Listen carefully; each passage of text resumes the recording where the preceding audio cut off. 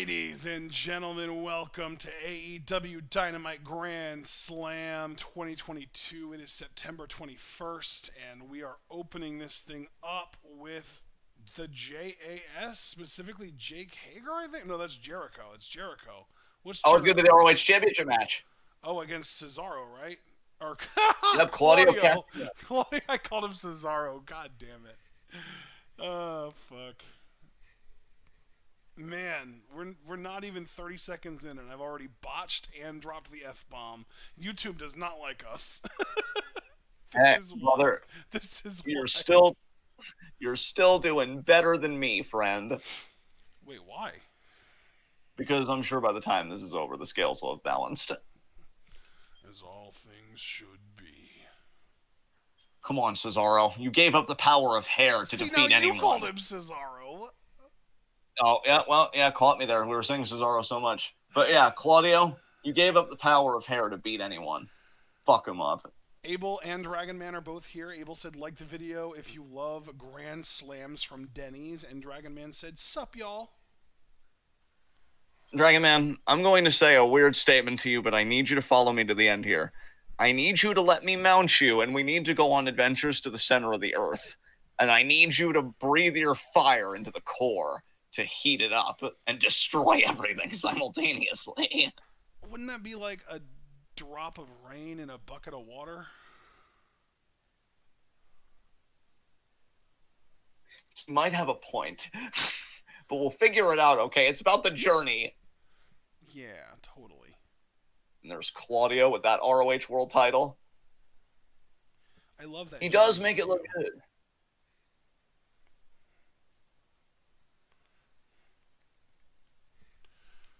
Abel said, Papa, you need to do what with Dragon Man?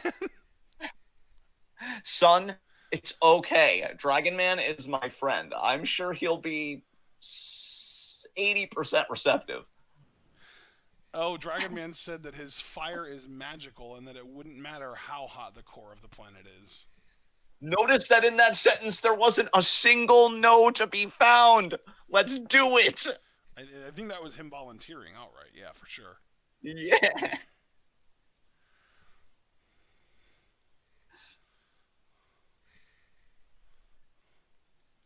hope Claudio kicks his freaking ass. Did you hear my mom? What'd she say?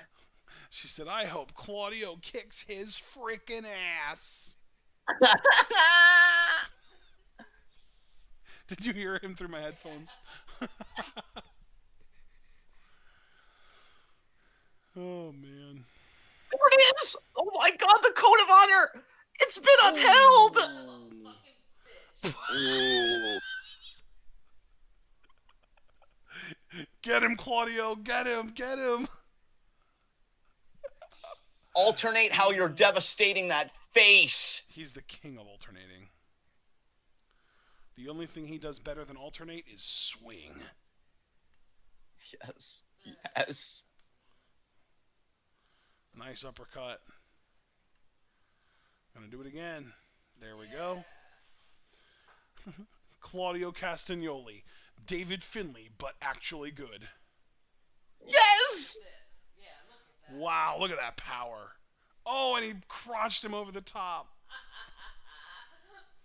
The girth of this man's masculinity right now. What a Chad. And the boot. Jesus. Oh my god! Dragon Man said he's totally up for planetary destruction. Just, what has pissed you off so much that you want everything to burn, John? Not saying no, just want to know why. Oh god, do I go the full evil answer? I don't know. It's just kind of a mood, honestly. Not a nice uppercut there by Claudio. Wait, is there an answer more evil than I just kind of feel like it? I was gonna kind of make a joke about cooking meat, but I didn't want to go that far. Oh. You can cook meat without destroying all life on the planet, you know. That is true. You know what, Dragon Man? Do we want to just scale it back and just do a barbecue together? That's just what needs to happen. I want to join. Yes, of course. I volunteer Everyone's invited. to make my signature bacon cheeseburgers. Yes. Although someone else has to make the ribs. My mom can make the hot dogs if you want. Oh, don't worry. I'll take care of the ribs. Will you? Yeah. Dragon Man said there's being only angry at one person and making it so everybody burns as well out of universal spite, I suppose. That was pretty much like, I love the show, and we still need to watch the final season, so maybe I should bring that up to my family when, like, Beavis and Butthead on Paramount Plus finish their season 1 run. But, Castlevania. Like, yeah, that was essentially season 1 of Castlevania. Dracula lost his wife because of a bunch of, theocratic dicks. Science, not in this community. It's witchcraft. Burn that woman that thinks she's entitled to education. And Dracula's like, you know what? Fuck the species. And you know what else? For the first little bit, I fucked with Dracula. I'm like, you know what? Given how they did your wife, I feel you, homie. I feel you. But yeah, he's like, listen, why should I think humans are any different from this fucking community? This fucking community is just a microcosm of humanity at large. And yeah, he wanted to make them all suffer. What a mood. Castlevania is really fucking good, y'all. If you haven't watched it, it's fantastic. It's an anime, right? Yes. Yeah, I thought so. I might have to check that out with my mom. I don't know if she'd be into it, though. Is he showing a 3 and a 5 because he wants to show us 8 or 35? I don't know. Or 3 and 5? I don't know. Maybe it was a 35 because he wished he was that old again. Dragon Man said it was just the Bishop of Targoviste, who caused all the bullshit. Yeah. If I was Dracula, I would have made that dude a vampire just so I could spend eternity torturing him. See, now that's healthy. That's hot. Is it Targoviste? Is that the right way to pronounce that? I'm assuming it is, friend. Targoviste. I don't know. I'm gonna just call it Targaryen and be done with it. Yeah. It's like, you know what? No. Fuck you. Meet me where I'm at for once, language. You Dude, motherfucker. here's the crazy thing. Not only have I not seen the show, I've never even played a Castlevania game in my life. Bro, here's how petty I am. Well, not petty, but, like, here's just how, like, non-committal I am unless I have full accessibility, like, in the small ways that I need in my life. The show inspired me to want to play the games. I'm like, I want to check these games out. They had a bundle, but there was, like, no controller compatibility, I guess, because the games were, like, so old. So I returned them. I didn't even bother to try and learn it on keyboard. I'm like, that sounds like a pain in the ass. Nah. Give me my money back. Dude, I can hook you up with a...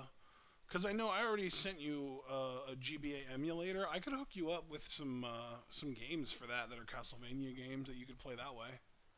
Oh, interesting. Because that emulator works with a controller. That's how I've been playing it lately. Yeah.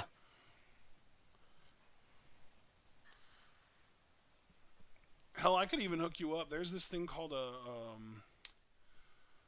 retro achievements, where you know how like in current day games, if you kind of get a certain thing, you get an achievement for it, and it like gives you like a little alert, like, hey, you just did this cool thing. There is a VBA of a Visual Boy Advance, which is like a GBA emulator that comes with retro achievements built in, which is, retro achievements is somebody made achievements for older games. It's fucking cool as hell.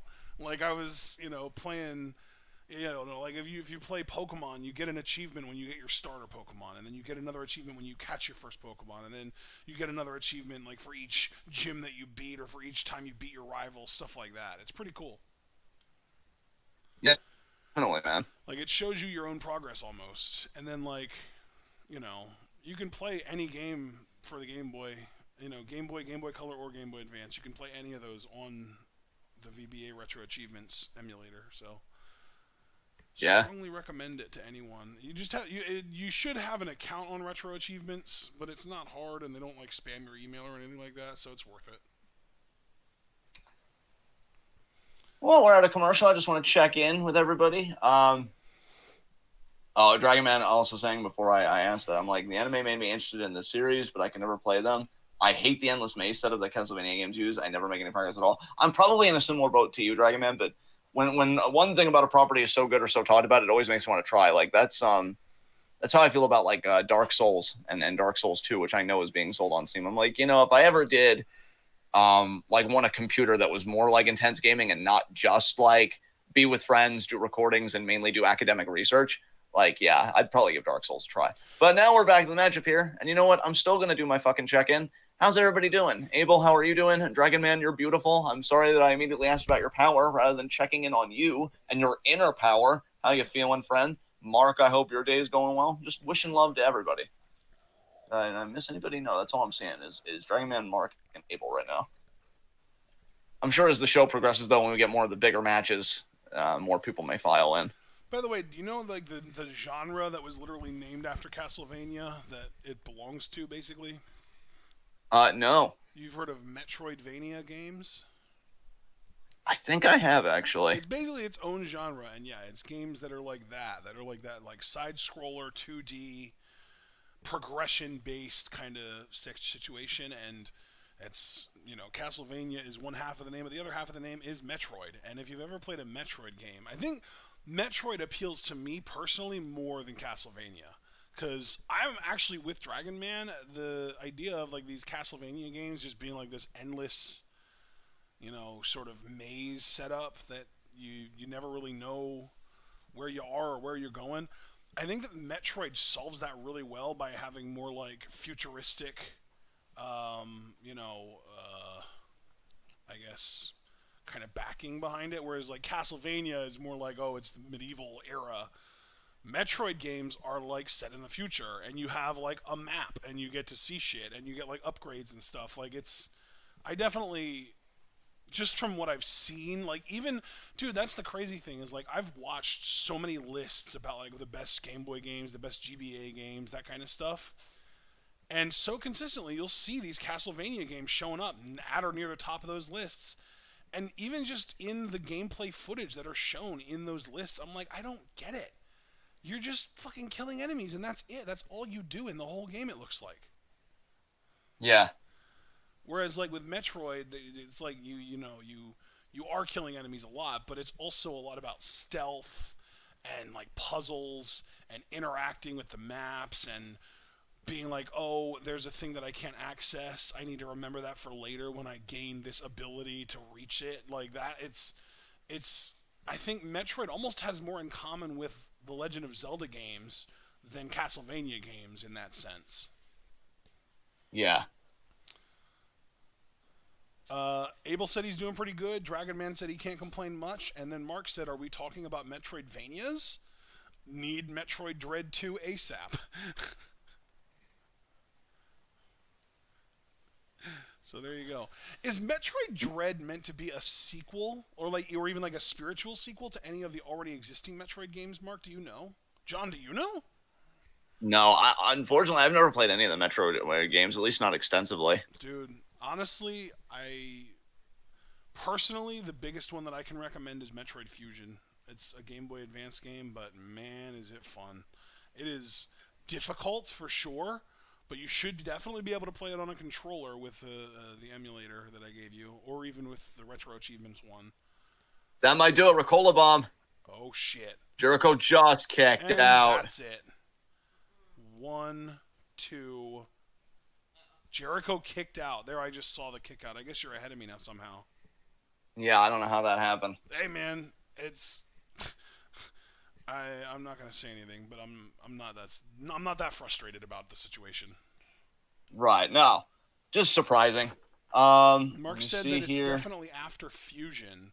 It's not necessarily a sequel, but that's where it is in the timeline, and there are some similarities. Okay, so yeah, Fusion. That's actually really fitting because we were just talking about how that's the one Metroid game that I know for certain I can recommend because I've played that whole thing. I think that's one of the very few games that I played as a teenager that I actually fucking beat.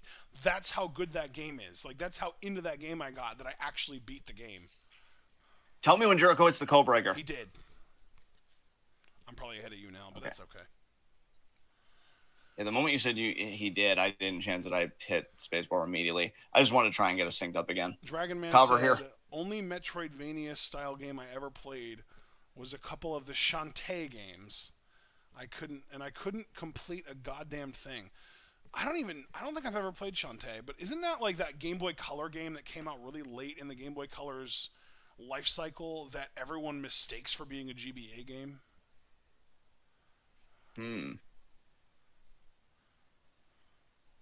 This is why anybody new, because I know AEW has a rabid following, and we have actually gotten some people that never usually comment on our streams to come in just because they're AEW fans like first. Walls And of Jericho. There's the walls. And Dragon Man said that is correct. Okay, yeah, that's what I thought. Because that's the one where it's like a girl with like a purple ponytail, and she can defeat enemies by whipping them with her ponytail, if I remember correctly. Yeah.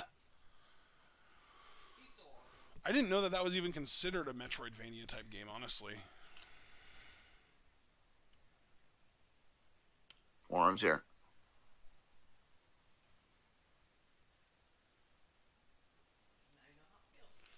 Nice stomping. I love that that's just like a thing that everyone in the BCC does now. They all do elbows and they all do stomps. Yeah. Here we go. There's the giant swing from Claudio. My mom's very happy about this. Yeah. I Dude, love how beloved regal he looks in that position. God damn. The power Yeah. of this man is unbelievable.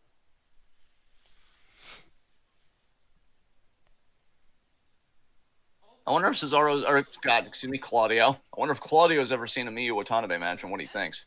That's a great point. I would love his opinion on her variations of the swing. What a lariat, Jesus! I just saw the lariat. Okay, well, I'm going to try and signpost you next time something obvious comes up. Cool. That was a hell of a lariat, though. God damn.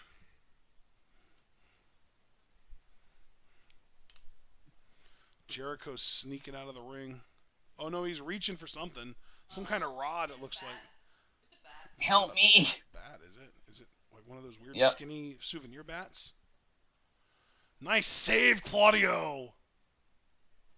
Yeah, Claudio caught it. He just threw it away, you beast! Jericho's gonna low blow. Oh no, he's not. He Uppercut. landed on his fucking feet. Good save, Claudio. Turn around, low blow. There it is. Oh, you son of a... And I just saw the low blow. Judas effect. Tell me when he hits the Judas effect. Judas. 1, 2, 3. New ROH World Champion. Holy shit. Are you fucking kidding me? Dude, honestly, I kind of love this because it feels like Tony is giving the ROH World title to basically everyone that it felt like should have held it already. Like, let's be real. If Jericho wasn't in WWE pretty much the entirety of his career when ROH existed, he 100% would have been a Ring of Honor champion at some point. There's no doubt in my mind. Especially in, like, the early to mid 2000s. Like, oh my god. Now Claudio doesn't have a belt. That's okay. He doesn't need one. I wanted him to keep the belt. I will say, too, though, I will give AEW credit for this rather than just being immediately angry, which is just a pure fan response. This does continue the JAS versus Blackpool Combat Club storyline because you know Daniel Garcia's got to be upset with how Jericho won that title. Yep. I like how he hangs back and doesn't... The low blow. And then the Judas effect. I wonder if on an ROH show we'll get Garcia versus Jericho, champion versus champion, maybe winner take all in the main event, or maybe just for the world title. Very interesting theory. I could definitely see them doing that.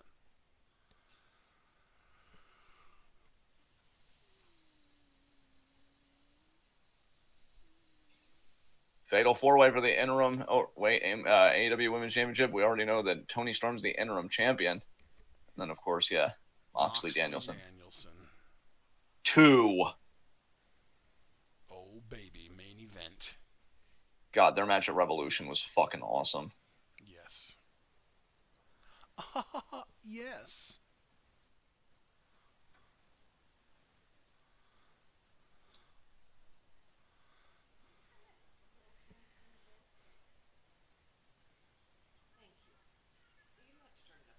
Oh my god.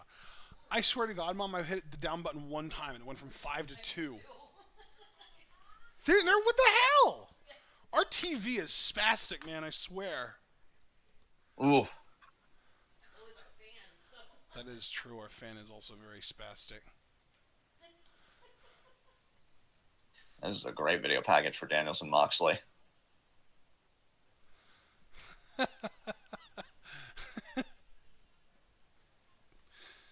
Dragon Man, Kavaja, and Abel, and my mom are all very upset that Claudio lost the title to Jericho. I had like a visceral reaction at first, but I accommodated myself to it again when I thought about the greater BPC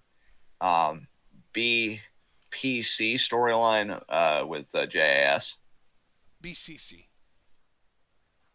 BCC. God damn it. I'm going to get it right one of these days. BCC. But yeah, BCC I mean, versus honestly, if you wanted JAS. to call them BPCC, I would get it, but I think Blackpool is only one word, so BCC. That is true. No, you're correct. You're correct. BCC. It's not just an email setting anymore. That's how you remember it right there. Yeah. It's not just... Wait, what does that even stand for? I know CC is carbon copy. BCC is blind carbon copy. Ah. Oh, so people who get sent... So basically, you can do the BCC option on an email to send it to people basically anonymously, it seems like. Yeah. It says email address of the recipients specified in this field do not appear in the message. Oh, that's so shady. That's so fucking shady. Holy shit. So you can like send a letter to your office responding to something with CC, but then also make sure that all your friends know what you said with BCC. Yes.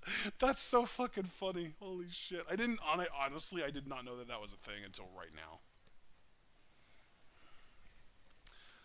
Imagine if we could still do that with like messages in like Discord or Facebook where you like send a message but you get to specify who in the chat gets to see it or not. Yeah. That's not even really what that is.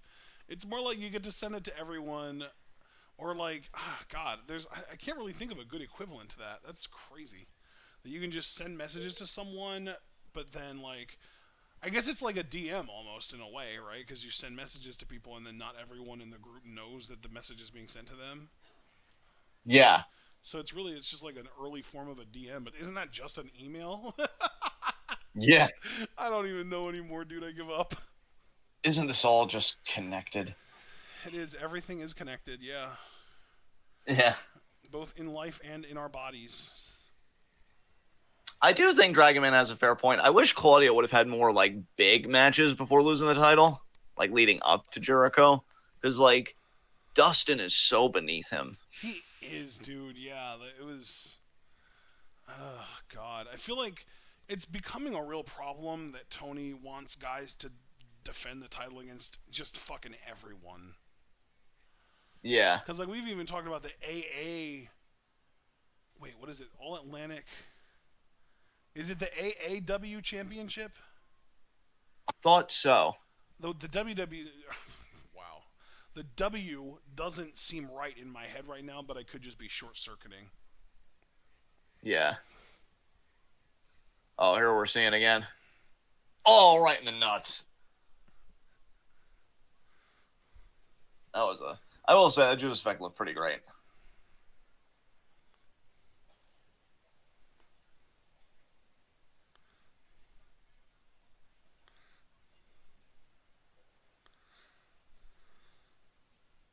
Here we go. Swerve and Keith versus the Acclaimed. Yep. This is another situation where I feel like Swerve and Keith should just be the obvious favorites to retain, but I feel like the Acclaimed are winning here.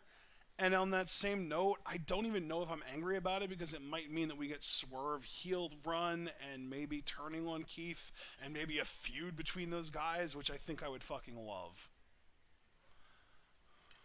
And they could both be future opponents for Wardlow, who's looking to get his career back on track. Or whoever the world champion is by that time. That is true. Swerve versus Danielson. Give it to me. Hallelujah.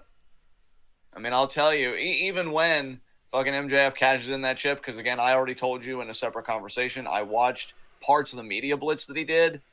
They may well have him hold it until 2024, just because we're already used to long, obnoxious world title reigns. And I personally think he would drop it to Wardlow, but I would love a Keith defense in the midst of that reign. And a Swerve defense, too. I only say Keith because he's clearly still pure baby. Swerve in the ring there. These guys, point being that these guys can compete at a much higher level, and I want them to get the opportunity to do that. But now let's hear the Max Caster rap. I'm going to turn my volume up just a little bit because I do want to hear it as well.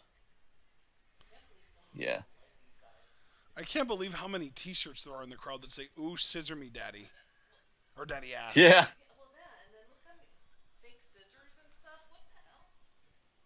Have the Acclaimed, unironically, like really helped normalize, like, you know, slang and like that kind of stuff in the Saga community? I don't know. I don't know if it's like helped the overall perception or if it's made it worse or what. I don't know. I know I just missed the entire rap, though. I did too. I'll have to go back and listen to that. Holy shit. That one guy looks so ready to get scissored. It gives Lil Nas X vibes, doesn't it? Yeah. Normalizing this kind of stuff. I can't wait for Billy Gunn in like maybe 2 years from now, maybe a bit more. Oh, maybe even sooner. We know that a lot of wrestlers do press today. They'll just get asked on a podcast. So what did you think when Scissor Me Daddy Ass got a monster pop? And he'd be like, bro, the first time I heard it, I was like, what the fuck? We went down, but I think we're back. Yeah, we came back almost immediately. I'm just waiting for it to like react. There we go. And just waiting for a visual. I got one. Keith Lee gotta move standing now. across the ring from Anthony Bowens. Yes. Oh my goodness, this crowd is absolutely wild right now. The Acclaimed. God, Swerve in Our Keith Glory Lee. 2. Where's Javaris? Is he even watching this, you think? He might have skipped out on this, bro.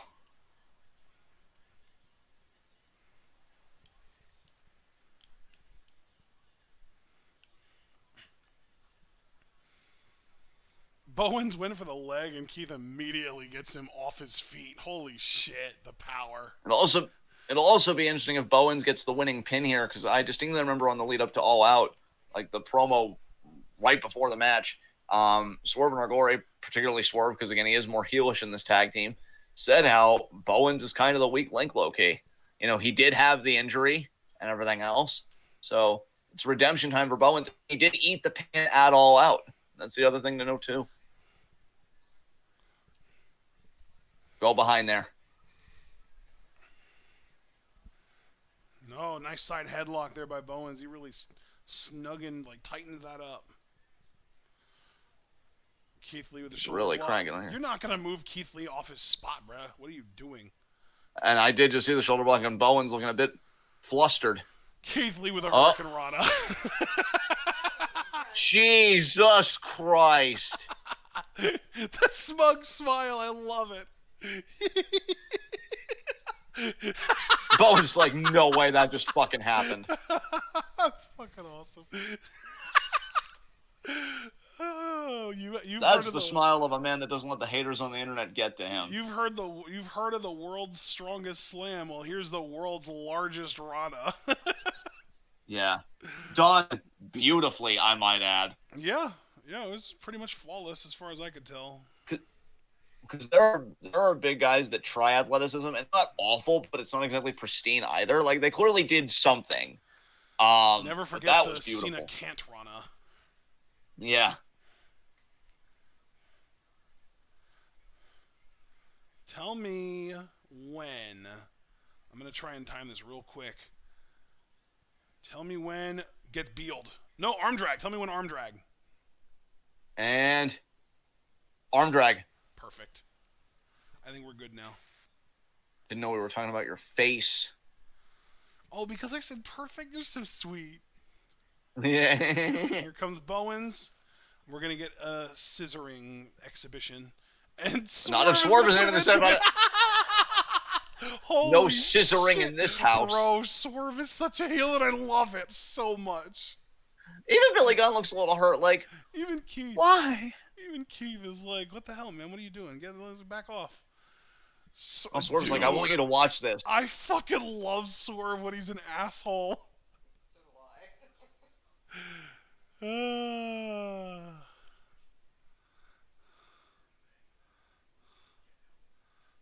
Drop kick to the knee. Oh my god. I love Keith Lee, and there's no denying that, but Swerve is just far and away my favorite performer in this match. Yeah. Like, these little moments that we get of Swerve just being an asshole relentlessly put him at like an 11 out of 10 on my scale. And then like Keith Lee is like a 9.5 out of 10 on my scale. So like I rate him really high, but like Swerve's just on a different level. Yeah, you are definitely comfortable in Swerve's house. Oh my god, yeah. Give me a room to rent. Yeah. Dude, you living in Swerve's house would be dope, because you know he's got the recording studio, so you'd get to see him make that art raw, bro. Damn. Oh my god.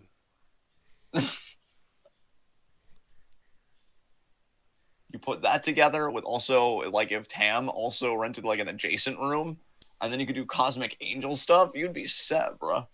But of course, Io is still, like, your all-time favorite. I know you adore Io, so we gotta find a way to work her in there. She's still gotta have one more stardom run before she calls it a career. Nice uppercut there. Quick kick out there by Caster.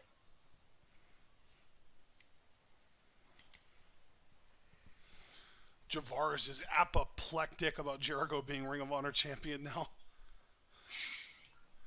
It's good to see you, Javaris. I'm glad you're here. You get to see Keith Lee and Swerve do their thing, even if they're probably going to lose. Javaris, to be fair to the discourse, I answer your question mainly because I didn't see it until just now. And I'll say that I think, again, and I've already said this twice, but you weren't here, so I'll say it one final time. I do just think that the ROH title is kind of a tool, a mechanism, if you will, to continue the BCC got him and JAS feud. Because Daniel Garcia was definitely very disappointed in his surrogate father, Chris Jericho. Yeah, and I think the biggest reason I think that I'm perfectly fine with this is because to me, and I've said this earlier in the stream, but since Javaris is here and he asked, I feel like Tony is retroactively putting the ROH title on guys that never had it that feel like they should have had it. Like, Claudio never won it. He definitely should have, and in hindsight, he definitely should have. Jericho never had it, but if he would have been on the Indies when the ROH title existed, he definitely would have had it. Like, for sure. Yeah.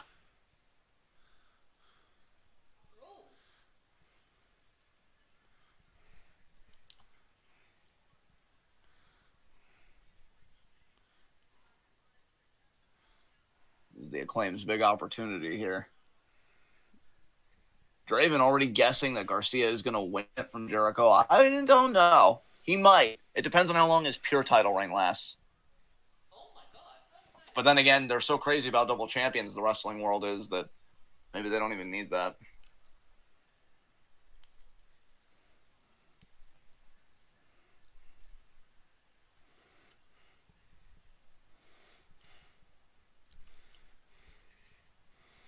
Oh, back body drop there.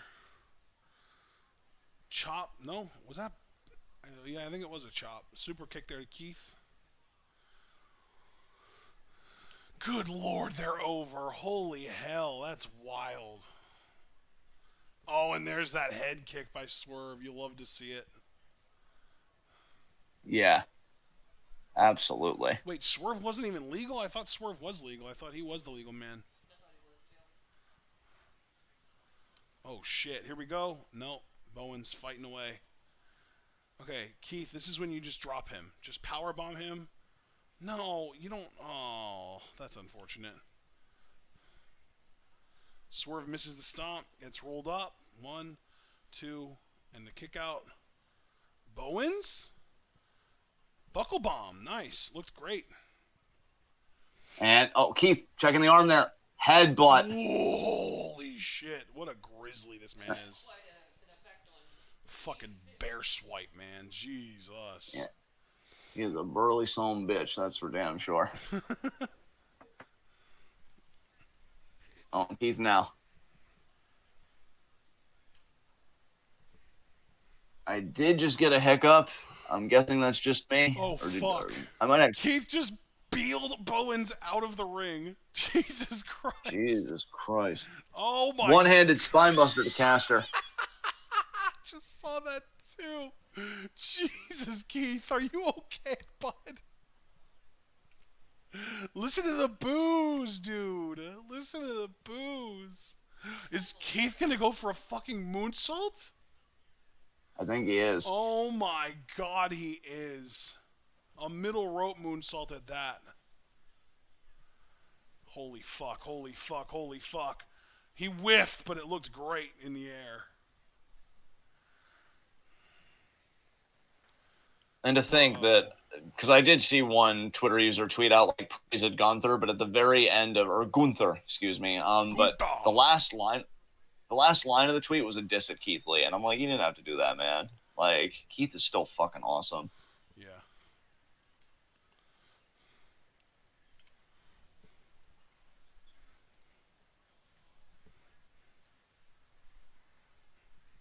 It really is a shame. Like, and I only say this because it's obvious they're not doing bad in AEW. I mean, that might have done it. Was that a toolbox? Something like that. Was it like a stereo? I think so. They did the scissor thing. Stereo or a scissor tool? thing. Oh, fuck. Blockbuster.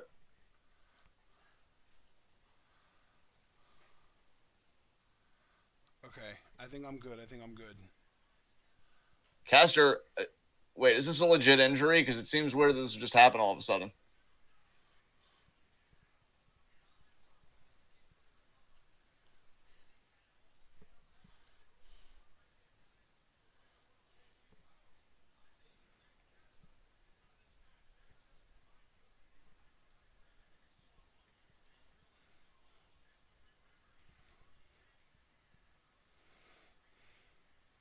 I think Caster might have seriously injured himself. But he's on the apron.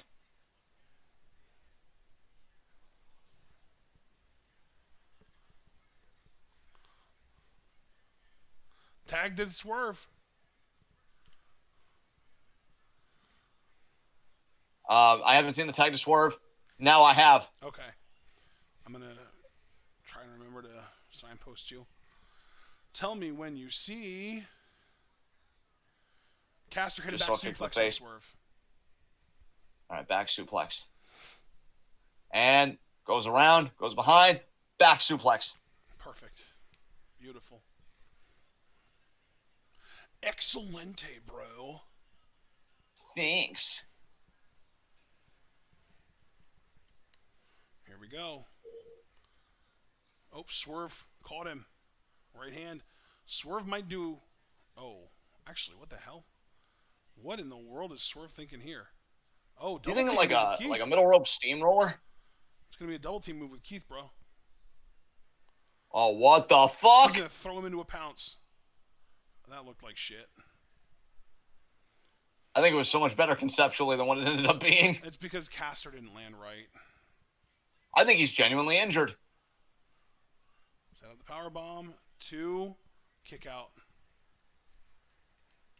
I don't What know, though. If part he of was him- genuinely injured, What part of him looks injured to you? Or like, do you think is injured? I just thought the way when he came down on that one spot, I thought he fucked his knee up, like, legitimately. It's possible.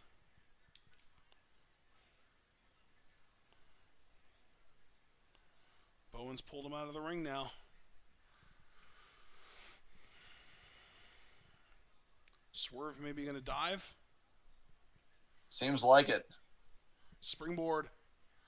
450. Holy shit, yes. The legs came down on the Acclaim's heads. Yeah, it was like a springboard front flip drop kick. Yeah. Get out of his face, ass.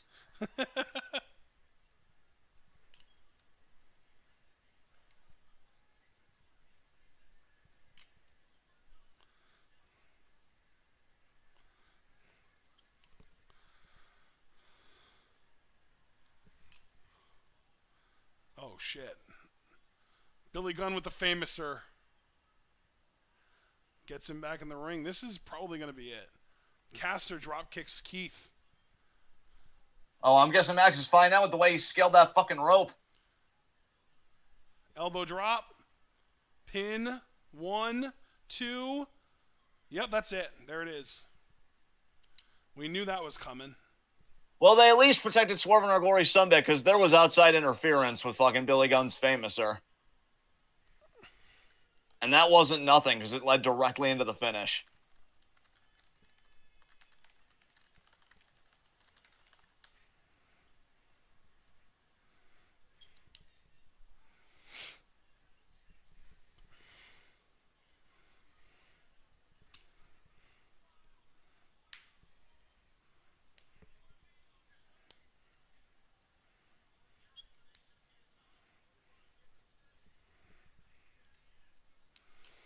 Yeah, give a big assist. Now,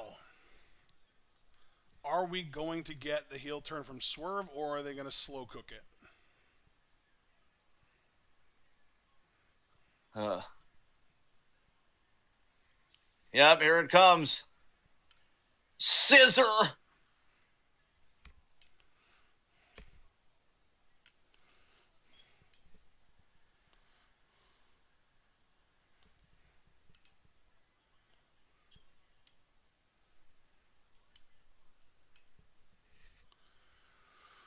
All right, well, the Acclaimed are the new AEW Tag Team Champions.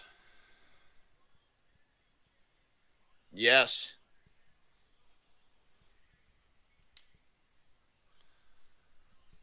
And now I'm curious if we get a true fallout between Swerve and Keith. They may want to do one more match only because the Acclaimed again did win with help from Billy Gunn. And then when the Acclaimed beat them outright, I think then the fallout would happen. Right. Like, rematch, basically, right? Match number 3. Yes.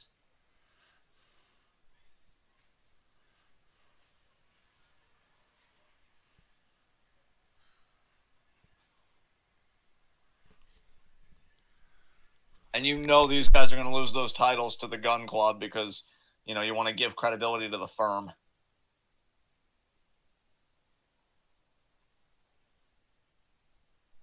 And here's FTR.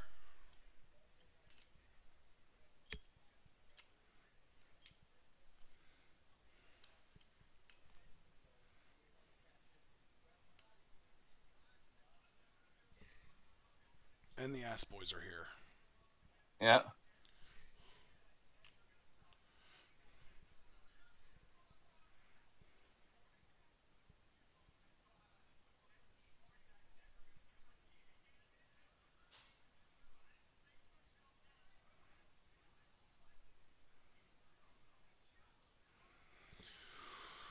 Oh, man. Oh, my God. So these guys' entire character is basically frat boy bullies. Yeah.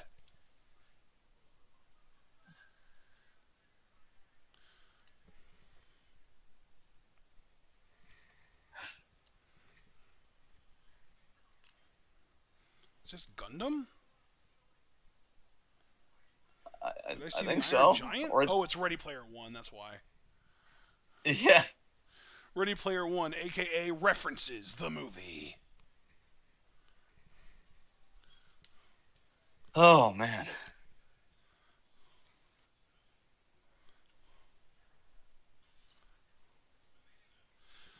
Yeah, Javaris, I don't think that this is a Chicago thing. I don't think that they, saw the way Chicago responded and Tony was like, oh, we need to run it back and put the titles on the Acclaimed. I think it's legitimately what was planned the whole time. Tony literally has a habit of this. He'll have a popular challenger lose a title match at the pay-per-view only to have them win that title in their hometown a few weeks later on Dynamite. That Yeah. literally is exactly the story of how Thunder Rosa became AEW Women's Champion in the first place. Yeah.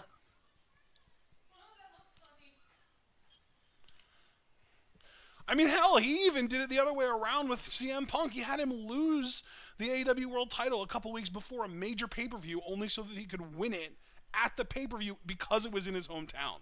Tony Khan is way too obsessed with having big title changes happen in the winning champion's hometown. It's ridiculous. He's like, if I really want to be the anti-WWE, I got to show love to hometown or to performers in their hometowns and not make them lose. Dude, Javaris, I was never a fan of them being tag team champions in the first place because I want them both to be single stars. Like, I felt like it was weird that they got shoved together as a tag team at all because they have no history of being a tag team prior to AEW. So Tony was just like, oh, I've got these two super talented black guys that I signed from WWE around the same time. Let's just stick them in a tag team together. I never liked that. So I'm not angry that they lost the tag titles because to me they never should have been a tag team in AEW for the first place. Swerve. I can also understand Javaris' concern, though, because it's like, I don't know if he thinks, given Tony Khan's history with like race and how he handles the discussion of racism within his company, God, yeah, if he trusts Tony Khan to have the it's not even just capability to give racism them. either. Tony Khan avoids at all costs any discussion that may lead to any criticism of AEW's booking whatsoever. Yeah. Like anytime somebody challenges his booking, he brings up how great the roster is rather than how good his booking is or trying to justify it or anything. He just redirects like, oh, well, we've got a really great roster now. Like, dude, that's not what we're talking about. You're right, you do, but also the problem isn't the roster, it's you. Exactly. Same thing we say about WWE all the time. Yeah. BCC coming out now. Is this... Oh, it's Wheeler Yuta. Okay.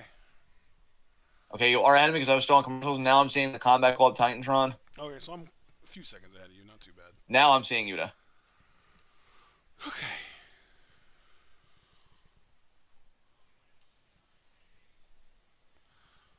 Tell me when MJF... And my stream just skipped, and I'm hearing MJF's music, so I'm guessing he interrupted Wheeler Yuta. He's coming out right now, actually. For me. Yeah. And I see him. I got a visual on MJF. Okay, yeah, I think we're good. I think we're synced up pretty well now. Look, there was one of him in the crowd. Did you see that?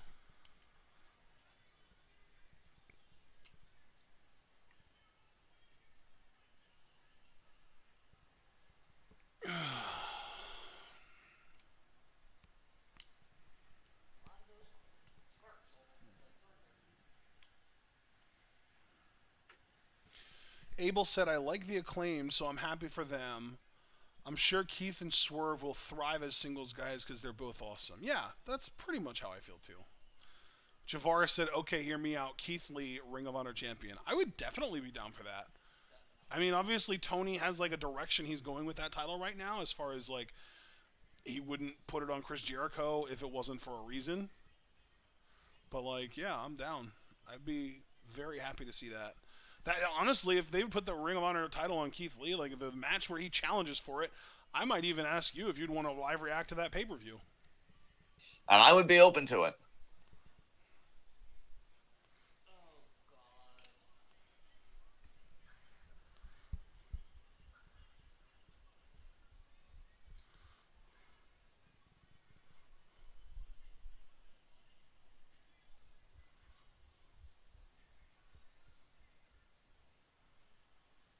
God, he's an asshole. Ever since you said that he reminds you of Steven Crowder, I just imagine MJF trolling college campuses with gotcha questions. Yeah. Just doesn't feel right. Yeah. Is his name Jack? Except MJF's like gotcha questions would all be like capitalist apologia. And he'd be like, I saw you criticize capitalism on Twitter this morning from your iPhone.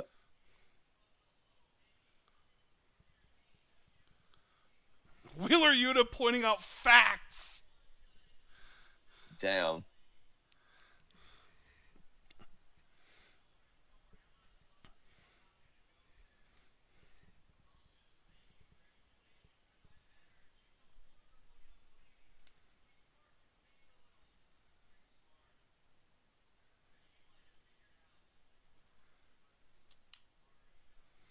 Who's he talking about?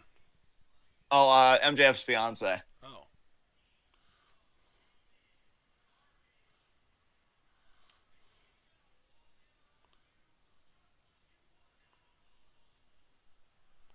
Oh my god.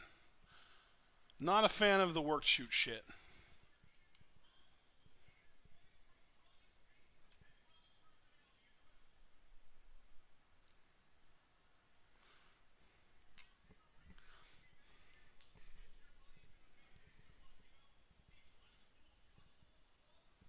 Oh my god.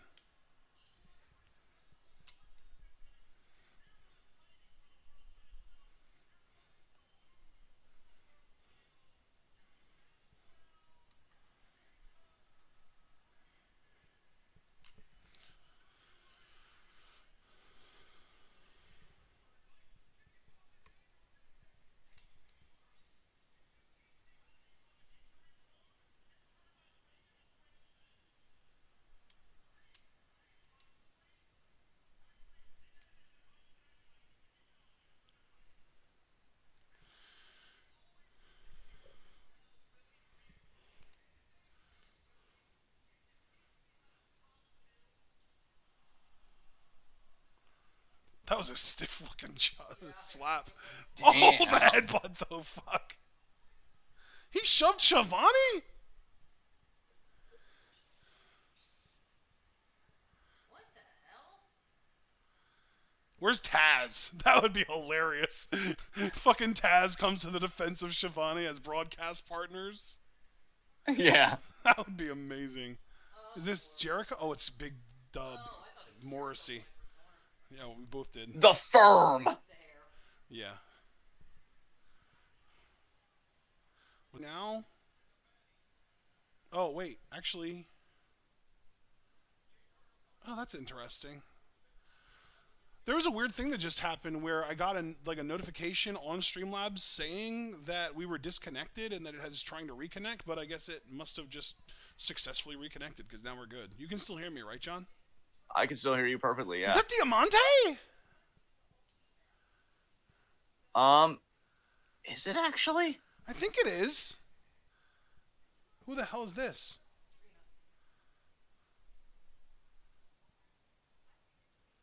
Trina?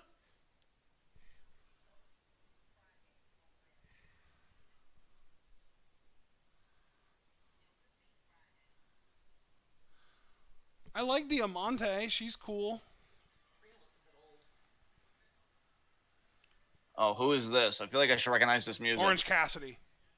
Okay, so we're doing the Atlantic Championship matchup next. Yup.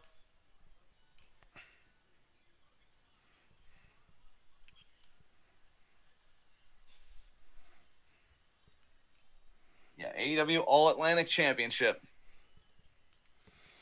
Put a cool move here. Insert picture here. Oh, Orange Cassidy. Yeah. I love that even your Titantron is low effort as fuck.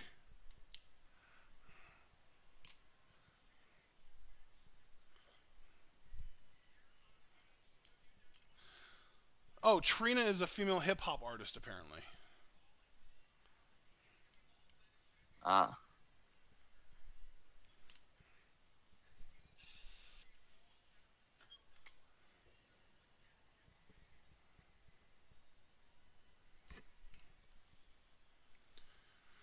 And here comes Pac. You know, I will say, as much as I'm like kind of meh on Orange Cassidy in the ring, like I think he's solid but nothing special, his matches with Pac always slap. Yeah. And honestly, the funny thing about Pac, I don't think I was ever met on him, but I'm like, man, I really do feel like as a babyface working WWE, you were fucking stellar. And even as a heel, as King of the Cruiserweights, I loved his stuff there. But when he first went on other promotions and the independent scene and stuff, I'm like, does he just not care? Is he more apathetic? But I'm all behind him again with his Death Triangle stuff. I think that's such a cool fucking faction. Yeah. So is Diamante getting a shot at the TBS championship then? That was my impression, brother. That's kind of cool. I look forward to that. I like Diamante. I mean, she's definitely not winning, which is unfortunate just because like it's Jade and she doesn't lose. But Yeah. I am digging Diamante. Diamante and Kiera Hogan, I believe, are I think they might even be married. I know they're an item, but I think they might even be married. Very interesting. There's the bell. Javaris in chat said he loved Pac's Dragon Gate run. Yeah, I think you actually had us react to at least one of his matches, maybe even 2 or 3. And like I just remember not being that into it, unfortunately. So I'm glad that I was the same way as you, bro. Your itch, but yeah, it just didn't do it for me, or apparently John either. Whoa! Orange Cassidy means business. He took his sunglasses off and threw them at Pac. Yeah. Oh, I'm not even going to put him in his pockets. He's just straight wrestling this. Yeah, Roll he up. faked putting his hands in his pockets. He did it again. He's just baiting him, dude. He's baiting Pac in. He wants the quick win. 2 count. Going for the orange punch already. God damn. Orange Cassidy's sense of urgency is through the roof right now. I love it. If this had more of a build, I would absolutely be cool with Orange Cassidy winning here. But I honestly do believe Ethan Page is like front of the line for that because, again, I really do think AEW is going to want to go somewhat in. I won't say all in, but somewhat in on the firm. No.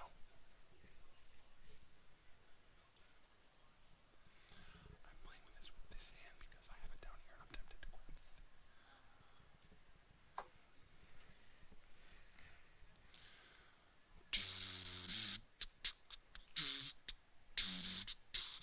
Pokemon Black and White is greater than Pokemon Red and Blue. I mean, no shit. Pokemon Red and Blue were glitchy messes.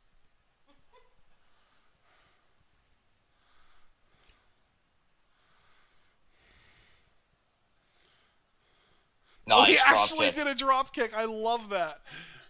Oh my god, Pac is insane, dude. Pac is nuts.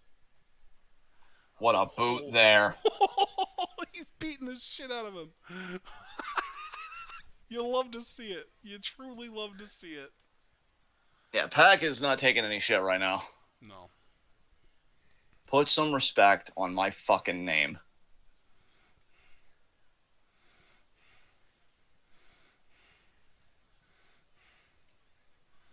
Foot choke here.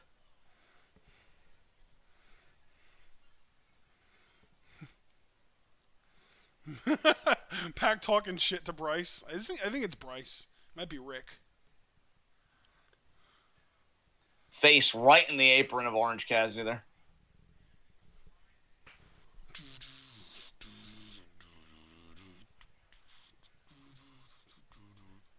Oh man. Just slams OC's head right on the apron. Actually, that's not Bryce or Rick. That's a different bald ref. Oh, damn. I didn't know AEW had 3 of them. Oh, my God. That legitimately looked bad. That looked really bad. Like, it looked legitimately like the back of his head hit the ring post. Yeah. Javaris said his match with Yoshino and his match with Flamita were the 2 that he had us react to as requests. Dragon Man said that the only Dragon Gate USA show that he was ever able to go to had a huge Pac match on the card that night. That's really cool. Was that like before Pac got signed by WWE, like in like the early 2010s or like late 2000s? Oh God. Possibly. Oh my God. I'm pretty sure one or both of Pac's knees just caught Orange Cassidy right in the face on that dive. Oh my God, that looked horrible. Pac. Bro. On the top rope. That looked brutal. Holy shit. It really did. There's a drop kick. Jesus Christ. OC, are you okay? Because I kind of think you might not be. Yeah, he's been getting fucked up. This might be like another Kenya Okada situation where something looks one way to an audience member, but it's like, no, they legit got fucked up.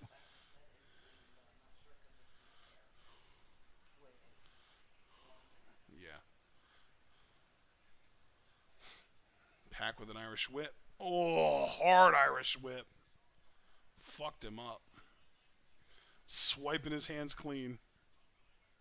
Oh, and then we're going to picture-in-picture. Okay. Yeah, that's right. We're getting Hook and Action Bronson teaming up against 2.0.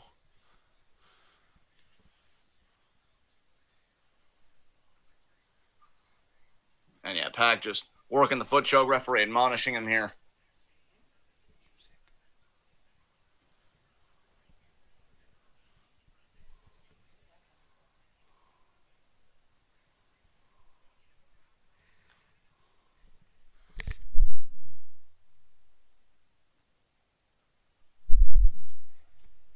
Dragon Man said that it was an 09 show, he thinks, between 09 and 2011, so...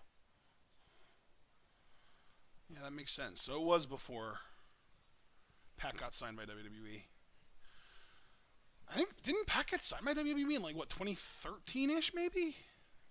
I thought he was. Because he was literally NXT champion by, like, the middle of 2014. Yeah. So he had to have been around for at least a little while before that. I remember he had a tag team with, I forget the guy's name, something Gray. But they had like a British, oh yeah, British tag team kind of thing. Oliver Gray. There, dude, wow.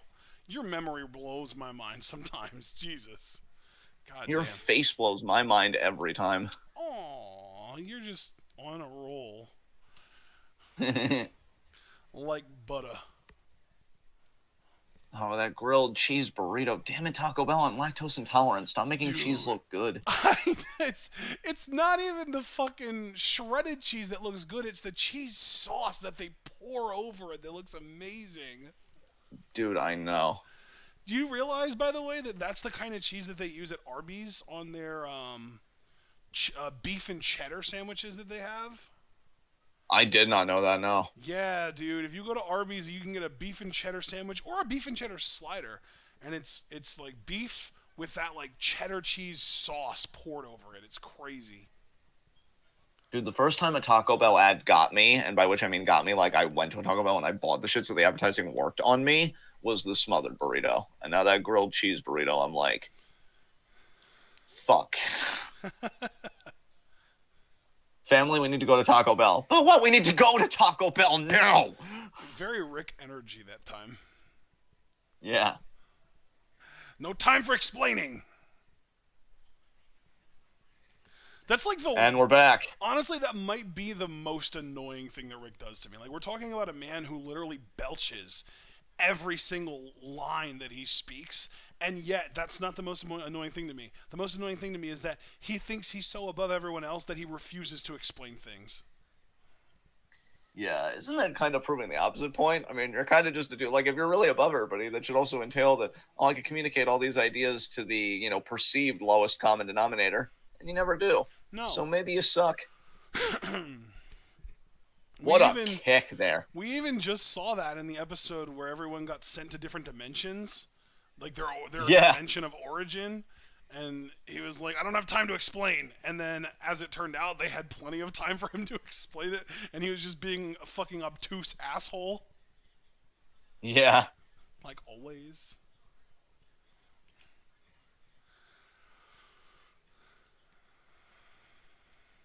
Pac is all smirking and smug. Oh, we've had this before. We've seen this before.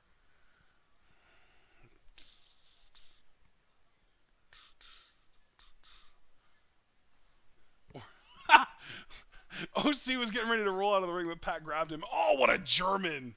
Pac's changing his tactics, though. You got to appreciate the adaptability of Pac. Absolutely. Oh, and now he's thinking Black Arrow. Is OC going to just roll away again, I bet? Yep. Oh, he kipped up this time, man. I think. Oh, that's so fucking funny. Holy shit.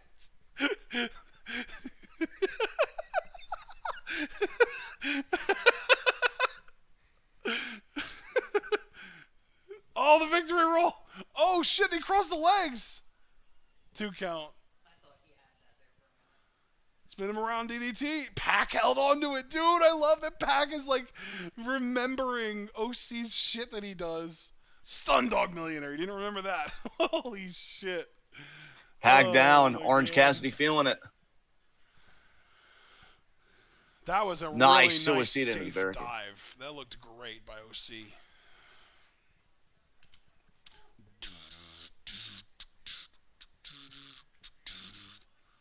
What a DDT. What a DDT. Pac has always sold DDTs like death. Holy shit.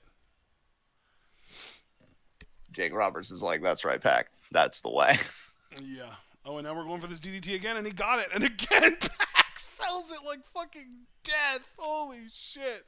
But he kicks out still. He still kicked out. God damn. That was a very close near fall for Orange Cassidy. He's going to be winding up the orange punch here. It's coming. It's on its way. It's out for delivery, John. It's out for delivery. Oh my God. Here we go. And nope, Pat caught him. I love it. Intercepted. Whoa, that was sick. Oh, and into the brutalizer. Into the here, neuralizer. maybe. Brutalizer. Oh, brutalizer, excuse Nope, me. reverse two. Whoa, that was close. I think the neuralizer was what Cedric Alexander used to call his like handspring enziguri. That's exactly right. That was the orange punch, I think, right? One, I two. think so. He grabbed the fucking rope. Holy shit. That is Bryce, by the way. I correct my correction from earlier. It is Bryce Remsburg. Pac has done some really good near falls to get Cassidy over in this match. Yeah. Yeah.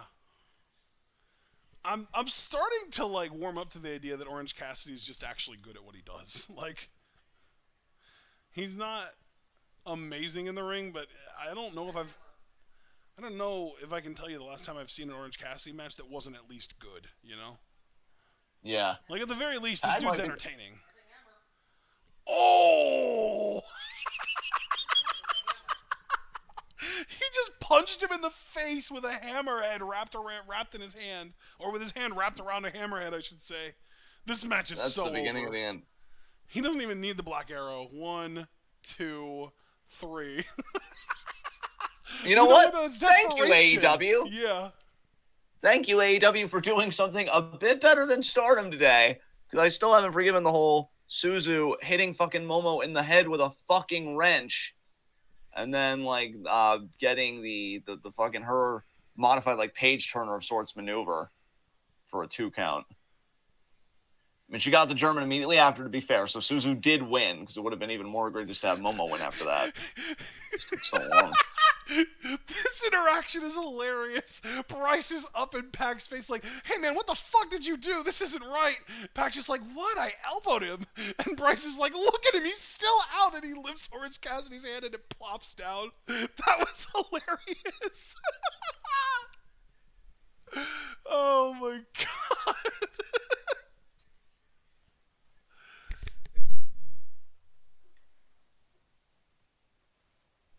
Holy shit, that was funny.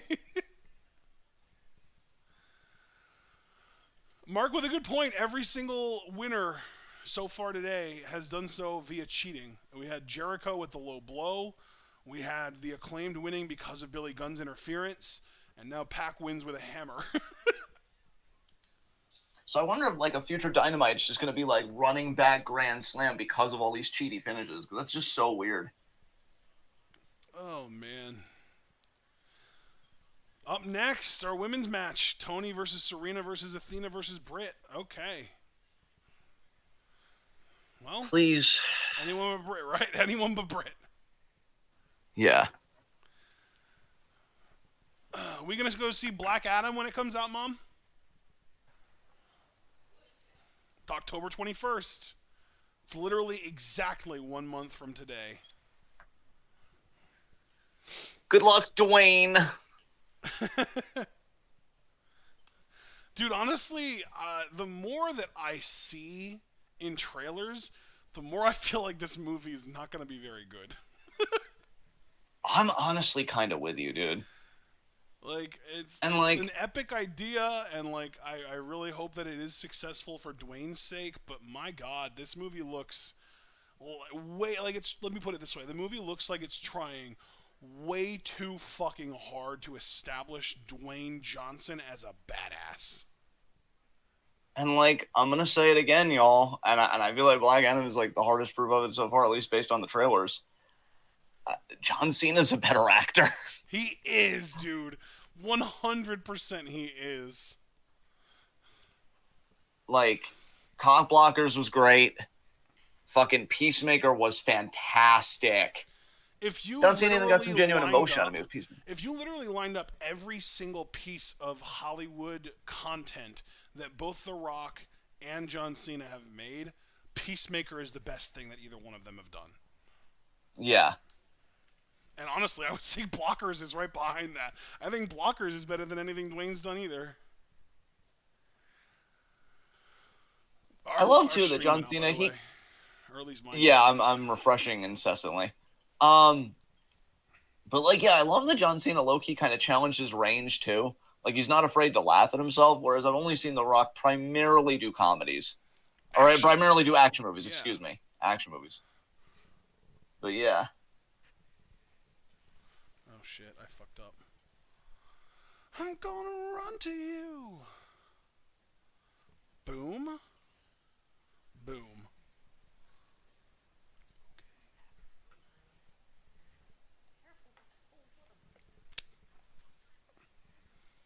Thank you. Guess what I just got served? What'd you get served? A pepperoni tombstone pizza. Ooh, that sounds good. Bro, Tombstone is, in my opinion, the best frozen pizza brand. Yeah. Speaking of getting served, though, new She-Hulk tonight. Oh, yeah, dude, thank you for reminding me. I forgot. I blanked. Yeah, that's why it was funny. The moment you said getting served, I thought about the episode before this most recent one where She-Hulk gets served those lawsuit papers. Yeah. Thankfully, that got cleared up. And here comes... What zany adventures! Here comes the dentist. Boo! Did you hear my mom? What'd she say? She needs to go away. God, we need, like, if we ever go, like, full pro, we need, like, a little side box screen for your mom's commentary. Yes. We just check in with her. 100%. We just check in with her at the beginning of every match. I don't know who's going to win, but I know that guy's an ass. Amazing. Exactly. Cut in on the women's match. God, I hate her. Why? She's a total bitch.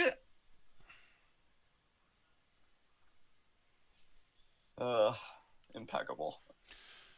Yeah, Dragon Man, I actually do kind of like the Jumanji movies that The Rock has made with, like, Jack Black and that whole Karen Gillan, that whole crew.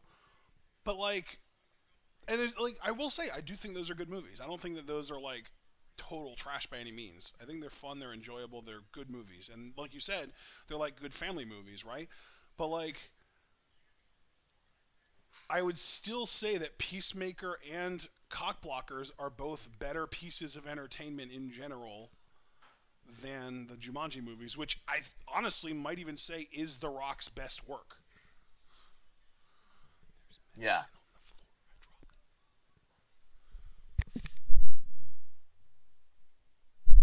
And here comes Athena.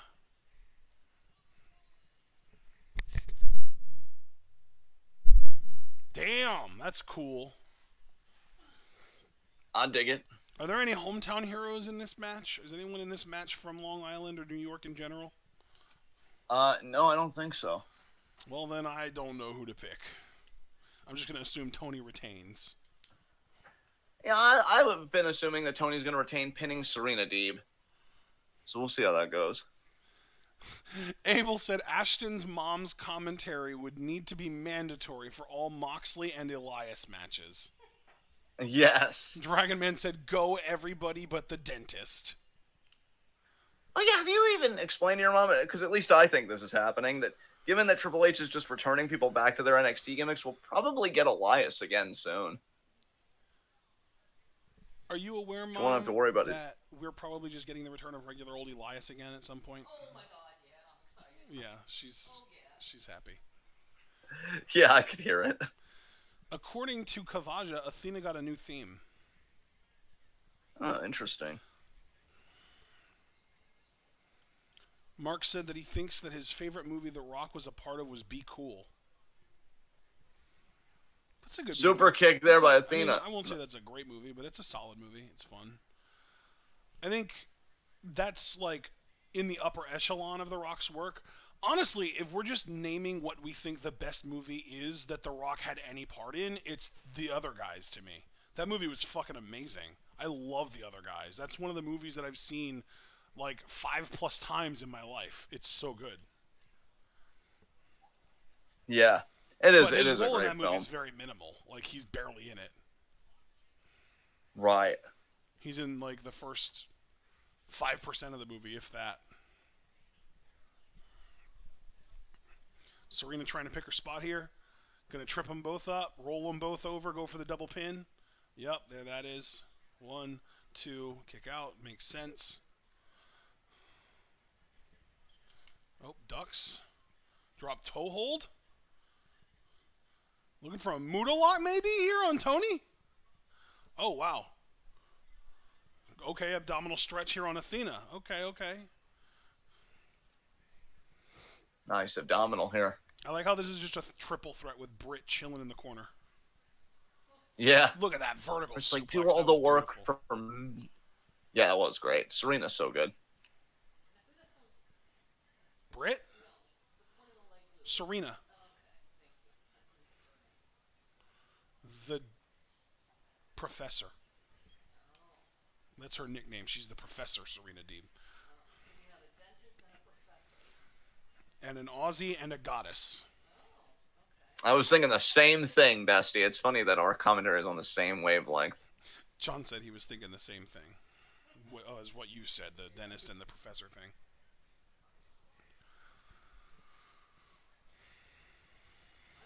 Forearm there. That's Athena, former Ember Moon. My mom hopes she wins it. Don't we all, though? I mean, not all, but Nice. don't most of us. Nice dropkick there by Tony Storm. I mean, if you'd put the title on Serena, I wouldn't complain. That'd be dope as hell. I mean, we've been saying for how long now that she's got sort of the most fleshed out character in AEW's women's division. Forearm there. You can still hear me, right, John? I can, sir. Just wanted to make sure. Just because you didn't respond to me there. No, understandable. Just focused on this matchup here because I think we're entering the next, if not final act here. Here comes the Tower of Doom. Oh, wow. Athena's Athena going looking to be the one to deliver it all. Very Yeah. nice. Good for Athena. Athena didn't take any damage there. I don't know why she's selling. Well, maybe it was just like a lot of weight to force to drop to Aiden coming down on the canvas that way. Right. The struggle. Just trying to regather. I know Javaris did say earlier that if Britt wins this match, he's just going to turn the TV off and go to bed. And I don't blame him, honestly. That's mood. Moxley and Danielson. Yeah, you will miss Moxley Danielson at that point, but I don't know if that matters as much to him as it does to you, Mom. Yeah, Javaris. I'll just catch a replay of it, or I'll watch the YouTube highlights of it. I'm not putting myself through this fucking shit. I'm not enabling this company any further if they go to the fucking dentist.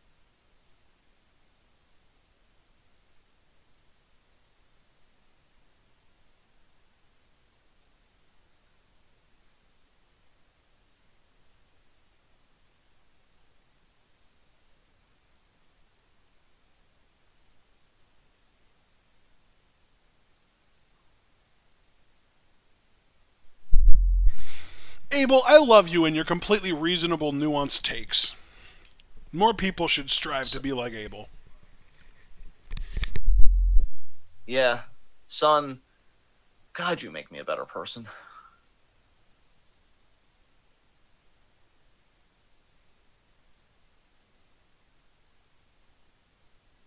Yeah, Javaris even said, well, I have the show recorded, so I could always watch Danielson Moxley. See, Javaris knows, if I'm going to be petty or I'm going to be in a mood, I come fucking prepared. You ain't gonna catch me slipping. Fuck that.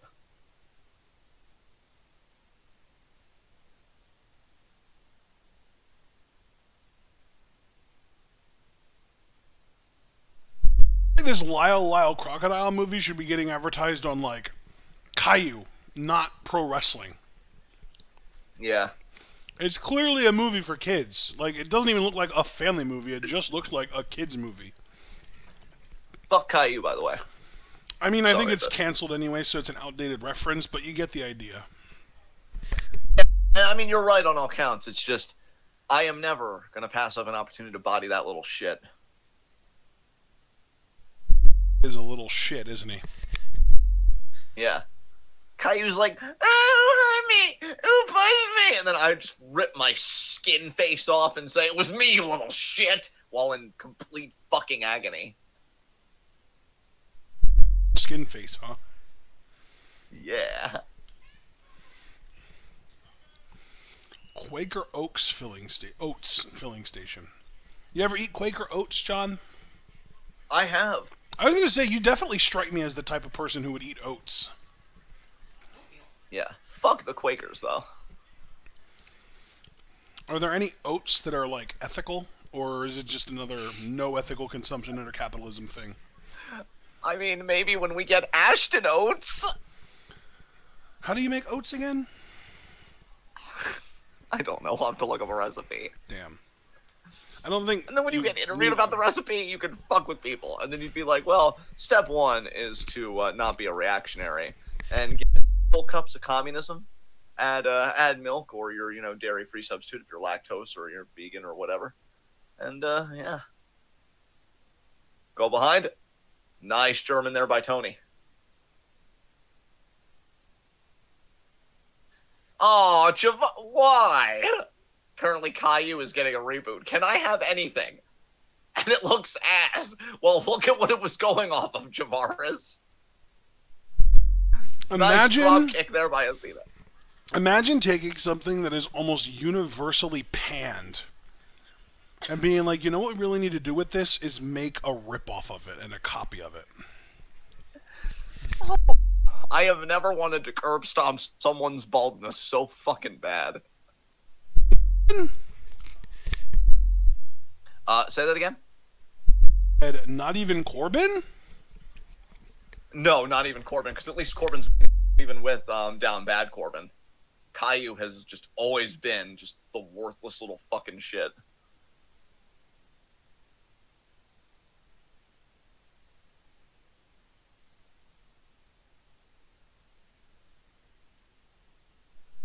A really nice neck breaker by Serena. 2 count. Yeah, Serena just one of those people in the ring that like just everything looks fucking good.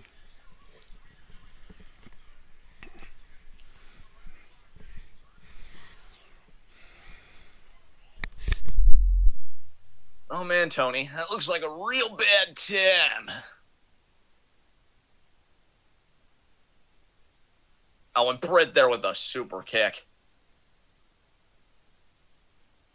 On Athena there, the forearm.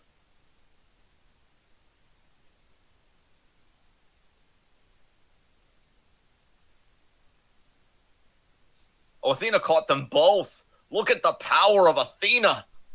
Holy shit. The smallest woman in the match is the most powerful. That was so impressive. This fits in. I will say, Athena definitely just landed right on top of Britt Baker's face. Ooh. Going for a pile driver? Tony. Oh my god! That was sick. Into the knees. That was awesome. Oh, if they were both more down, that would have absolutely done it.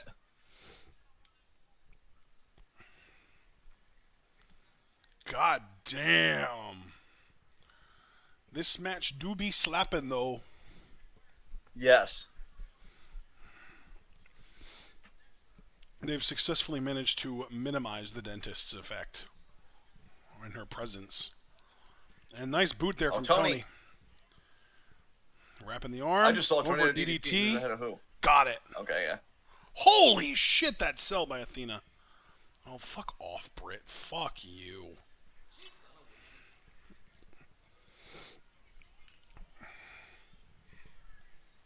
Tony retains. There it is. She pinned Britt.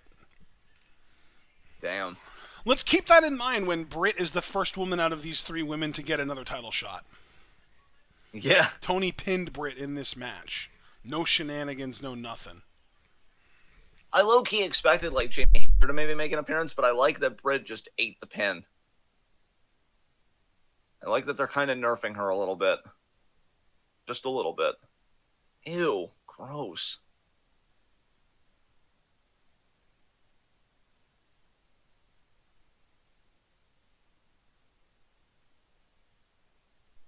Stream just went down, I think. Samesies. Yeah, it did.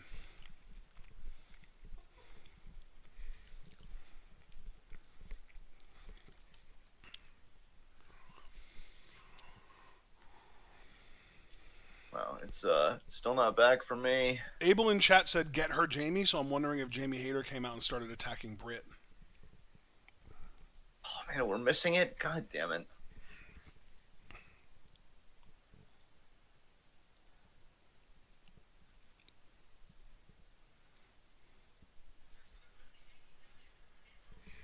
Oh my god, she's a bloody mess. Okay, we're back. Curb stomp to Athena. And Jamie is, like, here for it. I think Jamie's just back with Britt. Alright.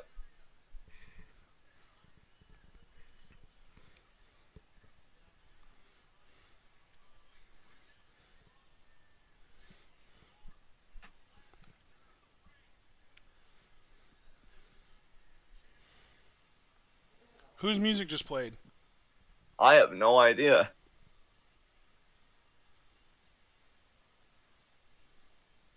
Soraya. So Paige. Oh, shit! Okay! That's interesting. Oh, I know her. That's Paige. I thought it was. Yeah! Didn't I tell you? I told you that a couple weeks Holy shit! Listen to that response! God damn! That is a rabid reaction. Wow! She looks really good. Jesus! And with her getting involved in this way, is she actually gonna fucking wrestle? That's She the has to question, be, right? That is the question for sure. But she has to be. I don't think you do something like this unless you know something that we don't. Yeah. Look how shocked Britt, Jamie, Serena, and Rebel all are. I mean, and the crowd reaction's perfect too. God, Talk Tony, about- now if you actually capitalize on this, I could really believe that you know how to book women's wrestling. Talk about instant overness. Good lord. That's wild. She looks incredible, Paige's mouth, this is honestly. my house. This is the best that she has looked.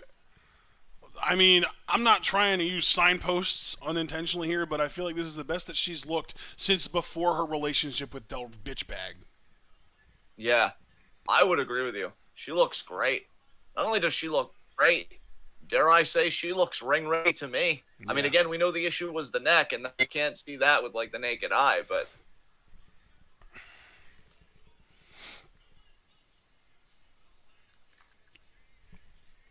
Dude, you realize she's only 30 years old? She just turned 30. Yeah, it's a shame that it took so much time for her. If she is cleared, and again, I just get that strong fucking vibe. She's gonna cut a promo. She still hasn't taken a mic or anything. I don't think we're going to get a promo, man. I think this is just a big debut.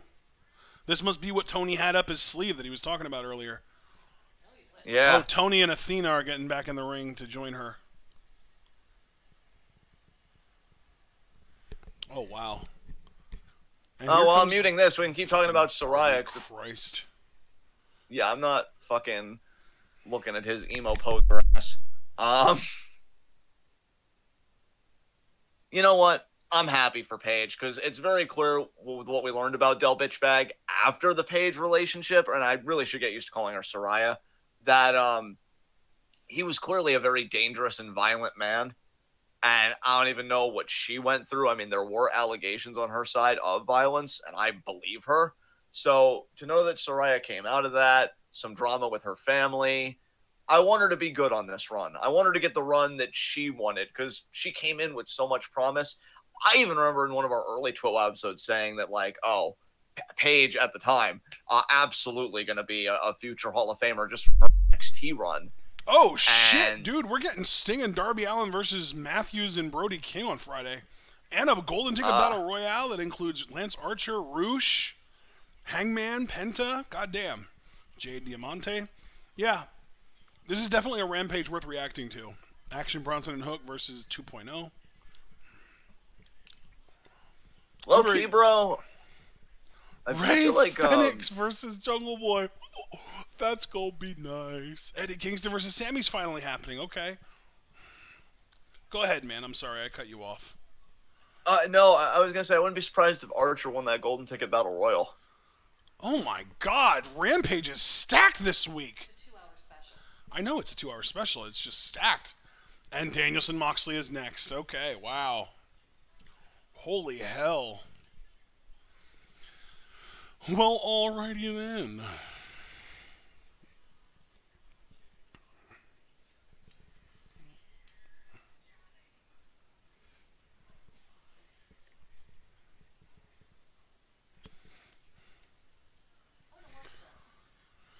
Honestly, I could just sit around and watch baking and cooking shows all day.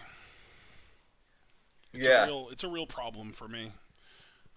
Dude, I don't blame you because, like, I don't do it. I don't even want to make it seem like I do it often.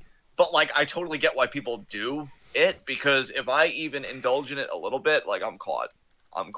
Like, I used to love watching episodes of MasterChef Junior because seeing those kids create delicious-looking fucking desserts and just really complex dishes that looked amazing, I'm like, holy fuck. Yeah. What are you doing to me, fucking MasterChef? What are you doing to me?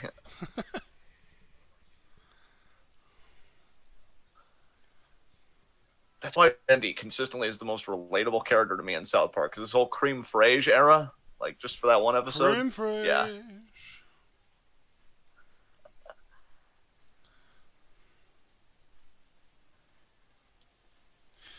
Apparently, my absolute favorite cooking show of all time is on Discovery Plus, and now I want it even more.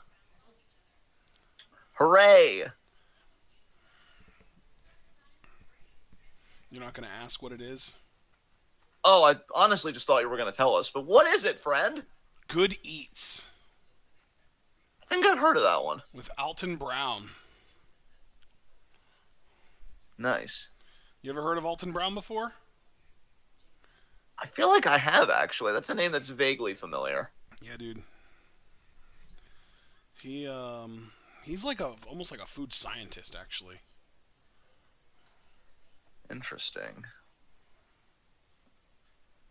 Oh, yeah, I've seen this guy.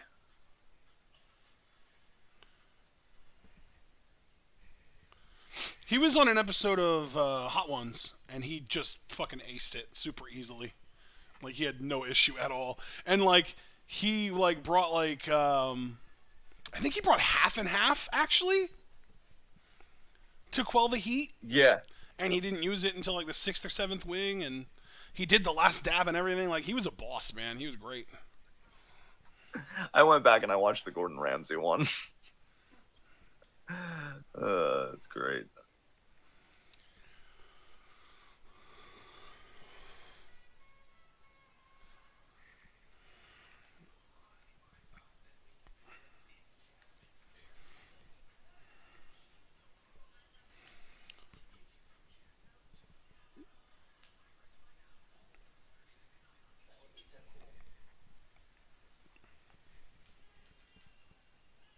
Oh, fuck. I'm muting my TV. Let me know when the bell rings.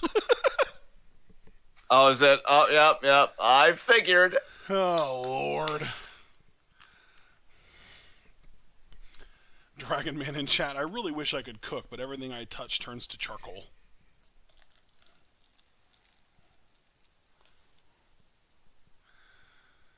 I think everything that I touch would turn to charcoal, too, if I was a Dragon Man.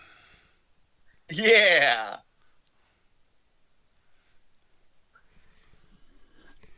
Here's Moxley.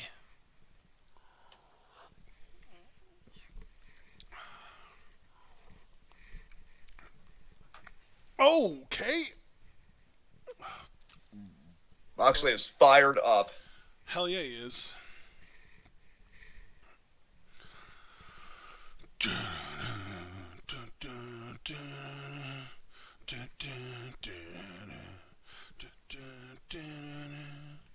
And my stream is fine, actually. Never mind. I thought it went out, but it didn't. It was Yeah, mine too.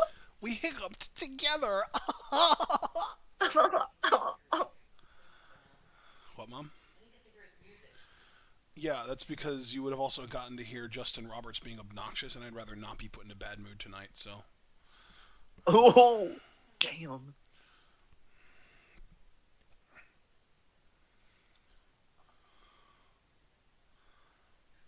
You know what? I'm going to say this publicly, just as an example for the rest of the chat. I'm really proud of you for engaging in that self-care. Fuck Justin Roberts. Holy shit, Bill Maher is a piece of shit. I hate him. Dude, I even said something in the Discord like a week or two ago, I think it was. It might have been longer ago than that, but it feels like it's that long ago. About how, like, as much damage as the Tucker Carlsons and Sean Hannitys do to the world, I still think that the sort of political commentary personality that I hate the most is just Bill Maher. Fuck Bill Maher. Yeah. Here comes the Amdrag.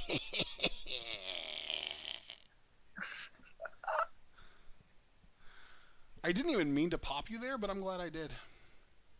Yeah, you're pretty great at that laugh. Which one? I feel like my fucking laughing vocabulary is wider than my English vocabulary. I don't know, bro. It's kind of intimidating because you've assimilated a lot of sounds into your being. I really have. I really, really have. Are you okay? I'm having a good time, You sound like you're hyperventilating. What? I said you sound like you're hyperventilating. No.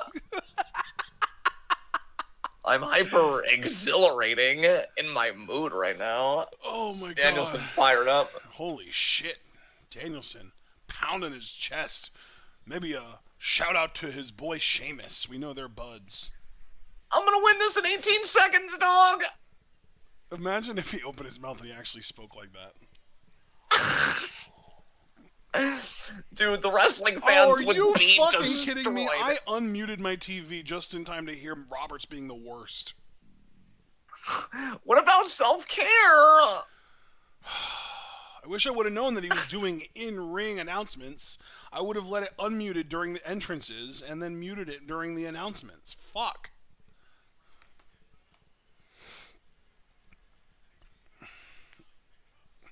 Javar said he can't really cook, but he can grill. Javaris, have you ever used a George Foreman grill? And if so, can you vouch for the quality? My mom uses a George Foreman grill to make burgers. Pretty much every time Can we have she burgers, vouch for it's on the George Foreman grill. Is it delicious? They're pretty good. Not as good as the burgers I make on the stove, but pretty good. And a lot easier, like way, way easier. I just want to point out to everyone. Like if you go ahead. I'm gonna let you finish. MJF is in the stands with his chip, so he's watching this match closely because he might cash in tonight. Oh, okay. So, what I was gonna say is, if we're going by like the deliciousness to effort quotient, the George Foreman grill definitely wins. But if we're just going purely by deliciousness, the stove wins. Yeah. Like pick. I make really, really good bacon cheeseburgers when I decide that it's worth the effort to put into them, because I will actually fry the bacon on the pan that I then end up also cooking the burgers in, so the burgers get literally cooked in bacon grease. Oh wow. Yeah, the taste is immaculate. It's pretty incredible. And then I use Munster cheese, which is like kind of an uncommon cheese that people don't really use on burgers, but it's incredible. It's so good. Nice. I think the Munster cheese actually adds to the umami flavor. Ooh, that sounds good. Corbin, speaking of him, because I know he was mentioned earlier when I was talking about bald fucks that I hate. Yeah. He's... Your delivery on that was way too clean. Holy shit. Thank you. Baron Corbin did a thread about grilled cheese suggestions. Some delicious ones were made. Although, it should be known, everyone, that Baron Corbin is of the opinion that mayo is gross. I agree with Baron Corbin on something. Amazing. Although I will say, I've heard that mayo is actually better than butter for making grilled cheese sandwiches. Interesting. You know, like when you make a grilled cheese, you have to butter the side of the bread that you put on the pan so that it fries up real nice. Yeah. I've heard that mayo is actually better for that than butter. Wow. Well, I mean, it does make sense in a couple ways. Like, it's fat and it spreads easier than butter, but yeah, apparently it fries better than butter too. Amazing. Yeah.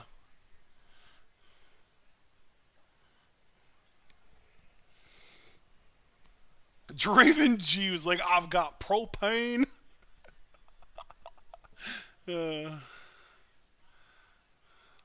Dragon Man said, do you use Strickland propane? Taste the meat, not the heat. Oh my god. And then Javaris... Oh god, I remember. Javaris said, can he say, the food that he grills on the Foreman grill is absolutely immaculate. So there you go. Javaris gives the Foreman grill his stamp of approval. Yeah. What were you saying, though, that you remembered about Strickland propane or something like that? Yeah, Dragon Man, that reminds me of the episode where Hank's family is caught using coal. Oh, jeez. And they loved it. Their burgers were so much better. And Hank found a piece of coal in the house. And he's like, how could you let this into our house? And Peggy's like, don't blame me. I thought it was drugs. That's hilarious. And Hank's like, something about coal, like he's putting down coal. Or I think he's like, oh, it smells terrible. You don't get that from a clean burning fuel. And then Bobby's like, you don't get the nice smoky flavor either. And Hank's like, shut your mouth. Oh my god. Javaris said, fun fact, I came in second in a grilling contest 3 years ago at the county fair. That's amazing, Javaris. I'm curious how many people were in that, because that will, gauge how impressed I am. Yeah, and what exactly did you make? Was it like a grilling thing, or? He said it was a grilling contest. I missed that first part, but what did you grill, I should say? Was it like burgers, hot dogs? Like, what did you grill?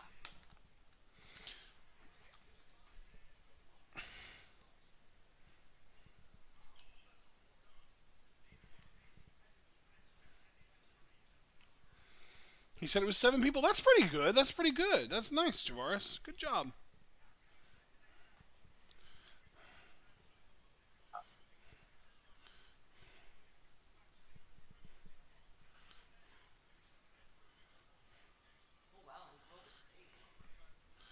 Nice. Yeah, Javaris, you're invited to our house as long as you make us steaks. We'll even buy the steaks. You just have to make them real nice. What a kick by Danielson. Just a warning, though. My mom likes her steaks well done, so you're probably going to hate that.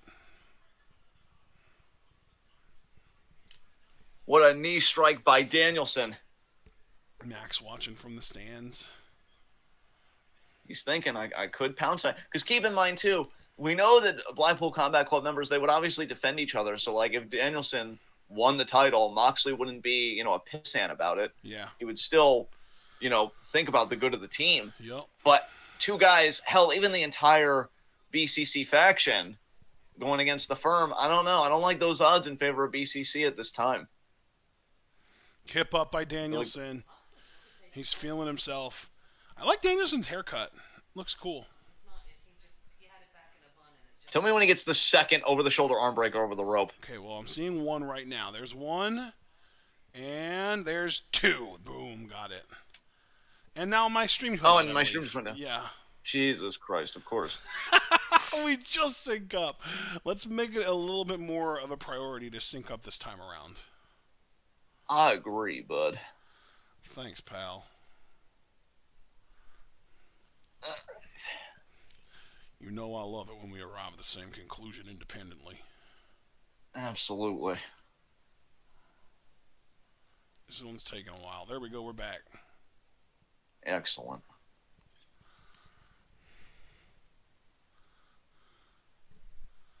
Oh, fuck. No, fuck off. Now, there we go. That's the way you need it, any way you want it. Thrust! Are you humping air while I'm singing this? Yes, I did. I definitely got one big pelvic thrust. Oh my god. Oh, Christ. I thrusted that oxygen good. Oh, yeah. Dragon Man said he tried pan grilling a steak a few weeks back, but it came out seriously undercooked.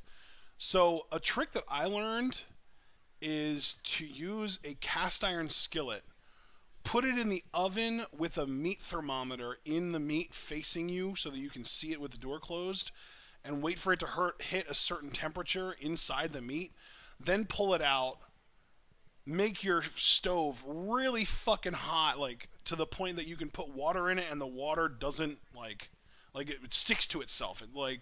It doesn't spread out over the pan. It like sticks to itself, and like you can like roll it around the corners and shit.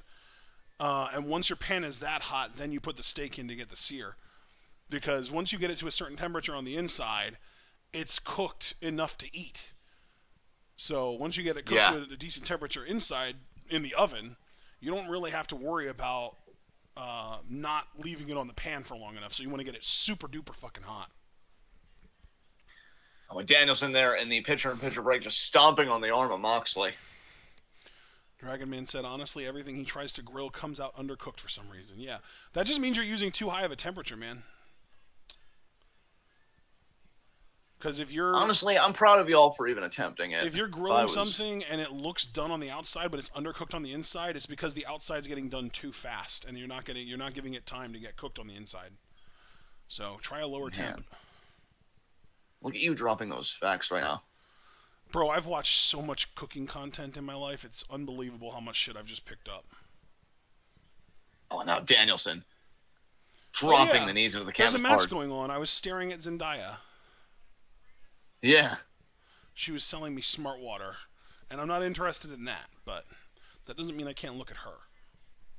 Yeah, you're already smart. Why would you need to drink smart water?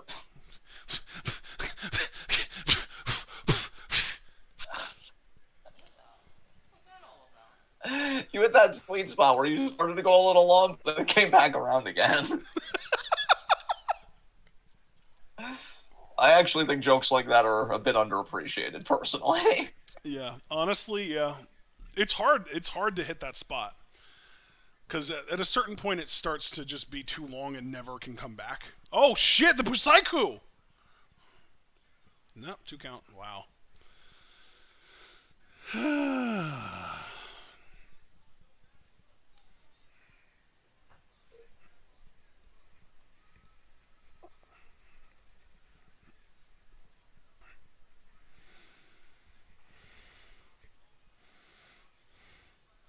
What the hell? I think Moxley just intercepted him half crab. Damn. I had the same thought, honestly. Damn? That was most impressive. Yeah. Oh, okay, cool. Damn. God damn it. Oh, Lord. And action. Action Bronson, who's going to be on Rampage this Friday. True. Congratulations, John. You spoke facts. Thank you.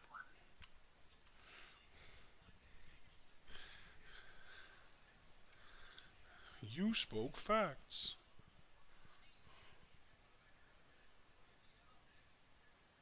There's a match going on, but yet they're showing only freaking gas full up in the I'm wondering if Danielson might have gotten concussed on that power bomb. God, I hope not. Fuck.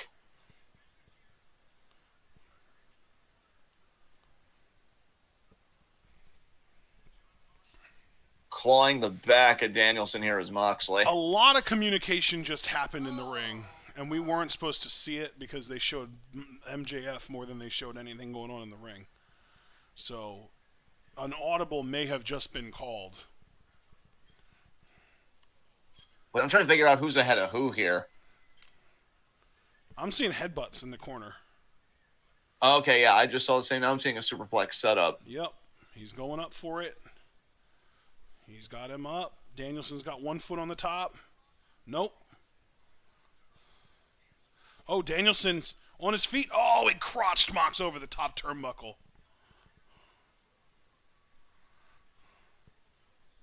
Oh, man, look at that camera. Oh, jeez.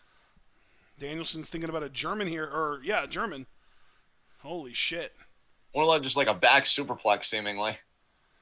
Yep, back superplex, you're right. Danielson seemed to favor the heel a little bit there. And I ain't talking about MJF watching in the stands. Kick out there, Moxley. Pin 1, 2, kick out. Oh, shit.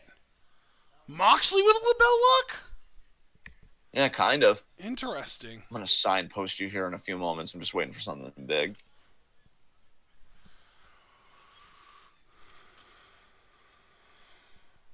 Hey, tell me when Danielson hits the first punch after getting more of a front mount. Okay, he's got a mount punch. Punch number 2. Elbow from Mox. Punch from Danielson. Elbow Perfect. from Mox. Punch. Punch. Elbow. Oh, and now we're just looking at MJF again. Jesus Christ. Who is this match supposed to be about again? Yeah, that's what I was saying. Everyone. Oh, my goodness. Double push-ups. What the hell? They're going to fight upside down. The way they got into that position was one of the best ways I've ever seen it. Wow. Danielson wins. Just hammering on Moxley. Yeah, like, I love Moxley, but you get into a bridge competition, like a neck bridge competition with fucking Danielson, who literally used this move for over a decade as his finisher, and it involves a neck bridge. You're not winning that battle ever. Just 100 times out of 100, Danielson beats Moxley in a neck bridge competition. That was still pretty cool. Here we go. Oh, now thinking about the L's. Oof.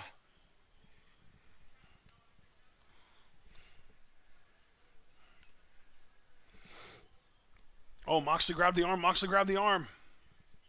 Side headlock. No. Oh, he's got the arm still. He's focusing on the arm. Danielson punching the ribs of Moxley. Fuck. Forearm. Discus forearm.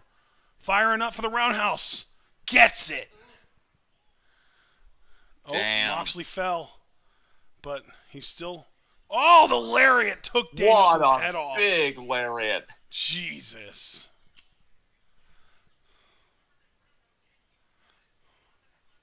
Like a paradigm shift. There's no way.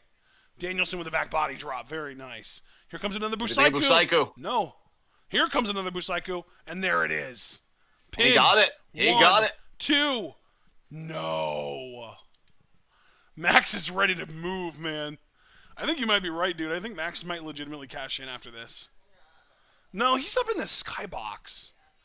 If they stop He can take his showing time if the him- firm comes down to attack yeah, after. I was going to say, if they stop showing him for a while, then I'll buy in that he's cashing in. But if they keep showing him the way that they have, I don't think he's going to have enough time to get down to the ring before the show ends, because it's already 9:56, you know, and the match isn't over yet. Like, the match would have to end right now for Moxley to be able to make it down to the ring before the show ends. You know what I mean? Yeah. Or for MJF, I should say, to make it down to the ring before the show ends. Oh, what a block by Moxley, and then checked. trips him up. Nice leg pick. Oh, just a stomp on the calf. He hurt himself, too. The curb stomp from Moxley. Wow. Damn. That's That was different. good to the paradigm shift. Paradigm shift with the lift. That could do it. I don't think it will, but it could. 2. Nope, Danielson kicks out. They're both kicking out of each other's shit in this match. Damn. Oh, my God. Stop fucking showing MJF. Jesus Christ. Yeah, even me, like, cause I washed my hands, but I'm still also trying not to be like hypercritical. It's not even an MJF thing here; it's an AEW thing. Stop cutting the camera to him. Like, we know he's watching. Less is more. And again, we only got one like 10 seconds ago. Yeah, this is absolutely an AEW production thing for me. Way too many cuts to the camera there. Or way too many cuts to the skybox there. Forearms here from Moxley and Danielson back and forth while in the Greco-Roman knuckle lock at the same time. Monkey flip by Danielson. Rolls over. Oh, shit. Carbon footprint. Oh, my God. He's stomping away. Oh, what the hell? Well, Moxley, though. Moxley kicking him in the face.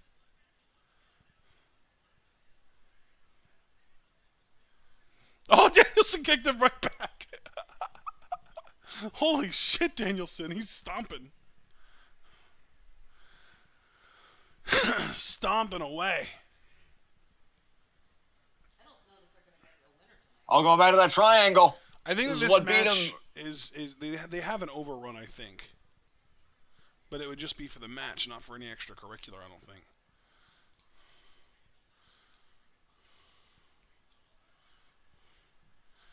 I think if Moxley hits a second paradigm shift, it's over. It might be over here. I don't think Moxley's going to tap, though. They wouldn't do that. He would. I got to say, that was a beautiful transition from the triangle to the label lock. Yeah, if Danielson gets the triangle, it would probably end because Moxley would probably pass out. I think it's Danielson's triangle versus Moxley hitting another paradigm shift for the match to end. Yeah. You know? Yeah, I agree with you. Top? For What sure. the hell? Is he thinking a knee here? Yeah, he did. Knee to the arm. Oh, fuck! Oh, and Danielson rolled all the way back into the ring, too. Holy shit. Because, hey, there's no champion's advantage here. Danielson could win by count out. 2? No, he kicked out. Holy shit. What the hell? Oh, he might be thinking, Moxley no, going for the bully choke. God, I forgot that Moxley had this in his arsenal. Or bulldog choke. That's what they call it, right? Bulldog choke. Yeah. But he doesn't have that locked in yet. It's just a sleeper right now. Which is still devastating, but like... It's not his signature submission. Danielson is going to flip him back. Yep. Brilliant. Oh, look at Moxley, though. He used the momentum for himself. These two guys are. Oh, he's got a full back mount there. That might be it. Dude, yeah. Is Moxley about to go 2-0 against Bryan Danielson in AEW? Holy shit. Yeah, that's it. Moxley won again. Holy shit. Moxley, 3-time world champion. Good lord. Now, will the firm come out and pick the bones? And there's no interim I mean, on it this time either. That's the thing you got to remember, dude.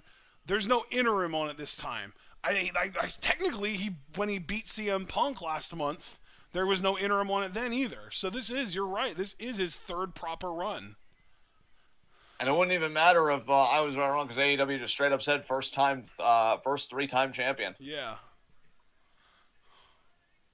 And this also tells me that AEW 100% buys into Jon Moxley as their ace. Yes. Oh, what's going on? You see that? And that's it. The Danielson show's seemed to just have been angry over. at the finish there. Wow. They ran out of time. Wow, yeah. No cash in there. I'll be honest. I really like Moxley. I was starting to buy into it and really vibe with the idea of fucking Danielson winning his first title. But, Moxley's been doing great work. Absolutely deserves to be the ace of a company. And, I'm happy for him.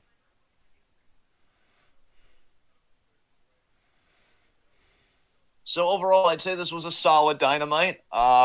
Personally, I think the 5-star was ultimately the better show that we covered, because I didn't think every championship match really wowed me, but that was a genuinely great main event. So I honestly, I really enjoyed that show. I think beginning to end, actually. I think, God, I don't even know if I have any major complaints. I just really liked that show. That was my favorite episode of Dynamite in a long time. Let me just say that. Yeah, man.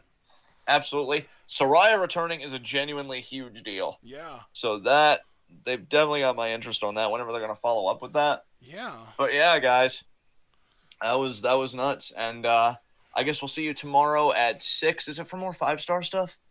I know there's Let like a lot of Stardom me stuff. look up the schedule again. Tomorrow, Thursday at 6. Yep, Stardom 5-star. Yep, because Stardom Showcase is this weekend, guys, and yeah, like it's gonna be a Joshi filled rest of the week. I'm hyped for it. So join us tomorrow at 6 for Stardom.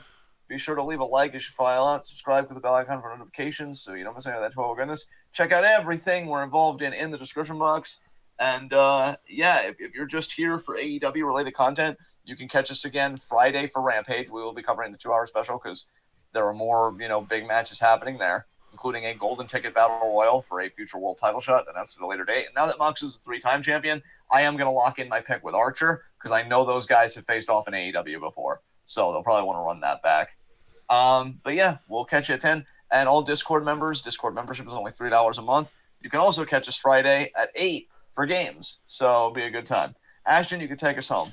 All right, everyone, we hope you enjoyed. If you did, remember to like the video, subscribe to the channel, click the bell, and follow us on Twitter and Twitch. And if you'd like to support us, you can also subscribe on Twitch, buy our merch on Spring, donate to our Patreon, and share this channel and this video with all your wrestling fan friends, and let them in on the best-kept secret in the YouTube and Twitch wrestling communities. That's right, we are TwitWow. And we will be seeing you all again either tomorrow, if you're into Stardom like we are, or on Friday for Rampage Grand Slam, and we hope to see you there. But of course, in order for that to happen, you're going to have to remember to stay tuned.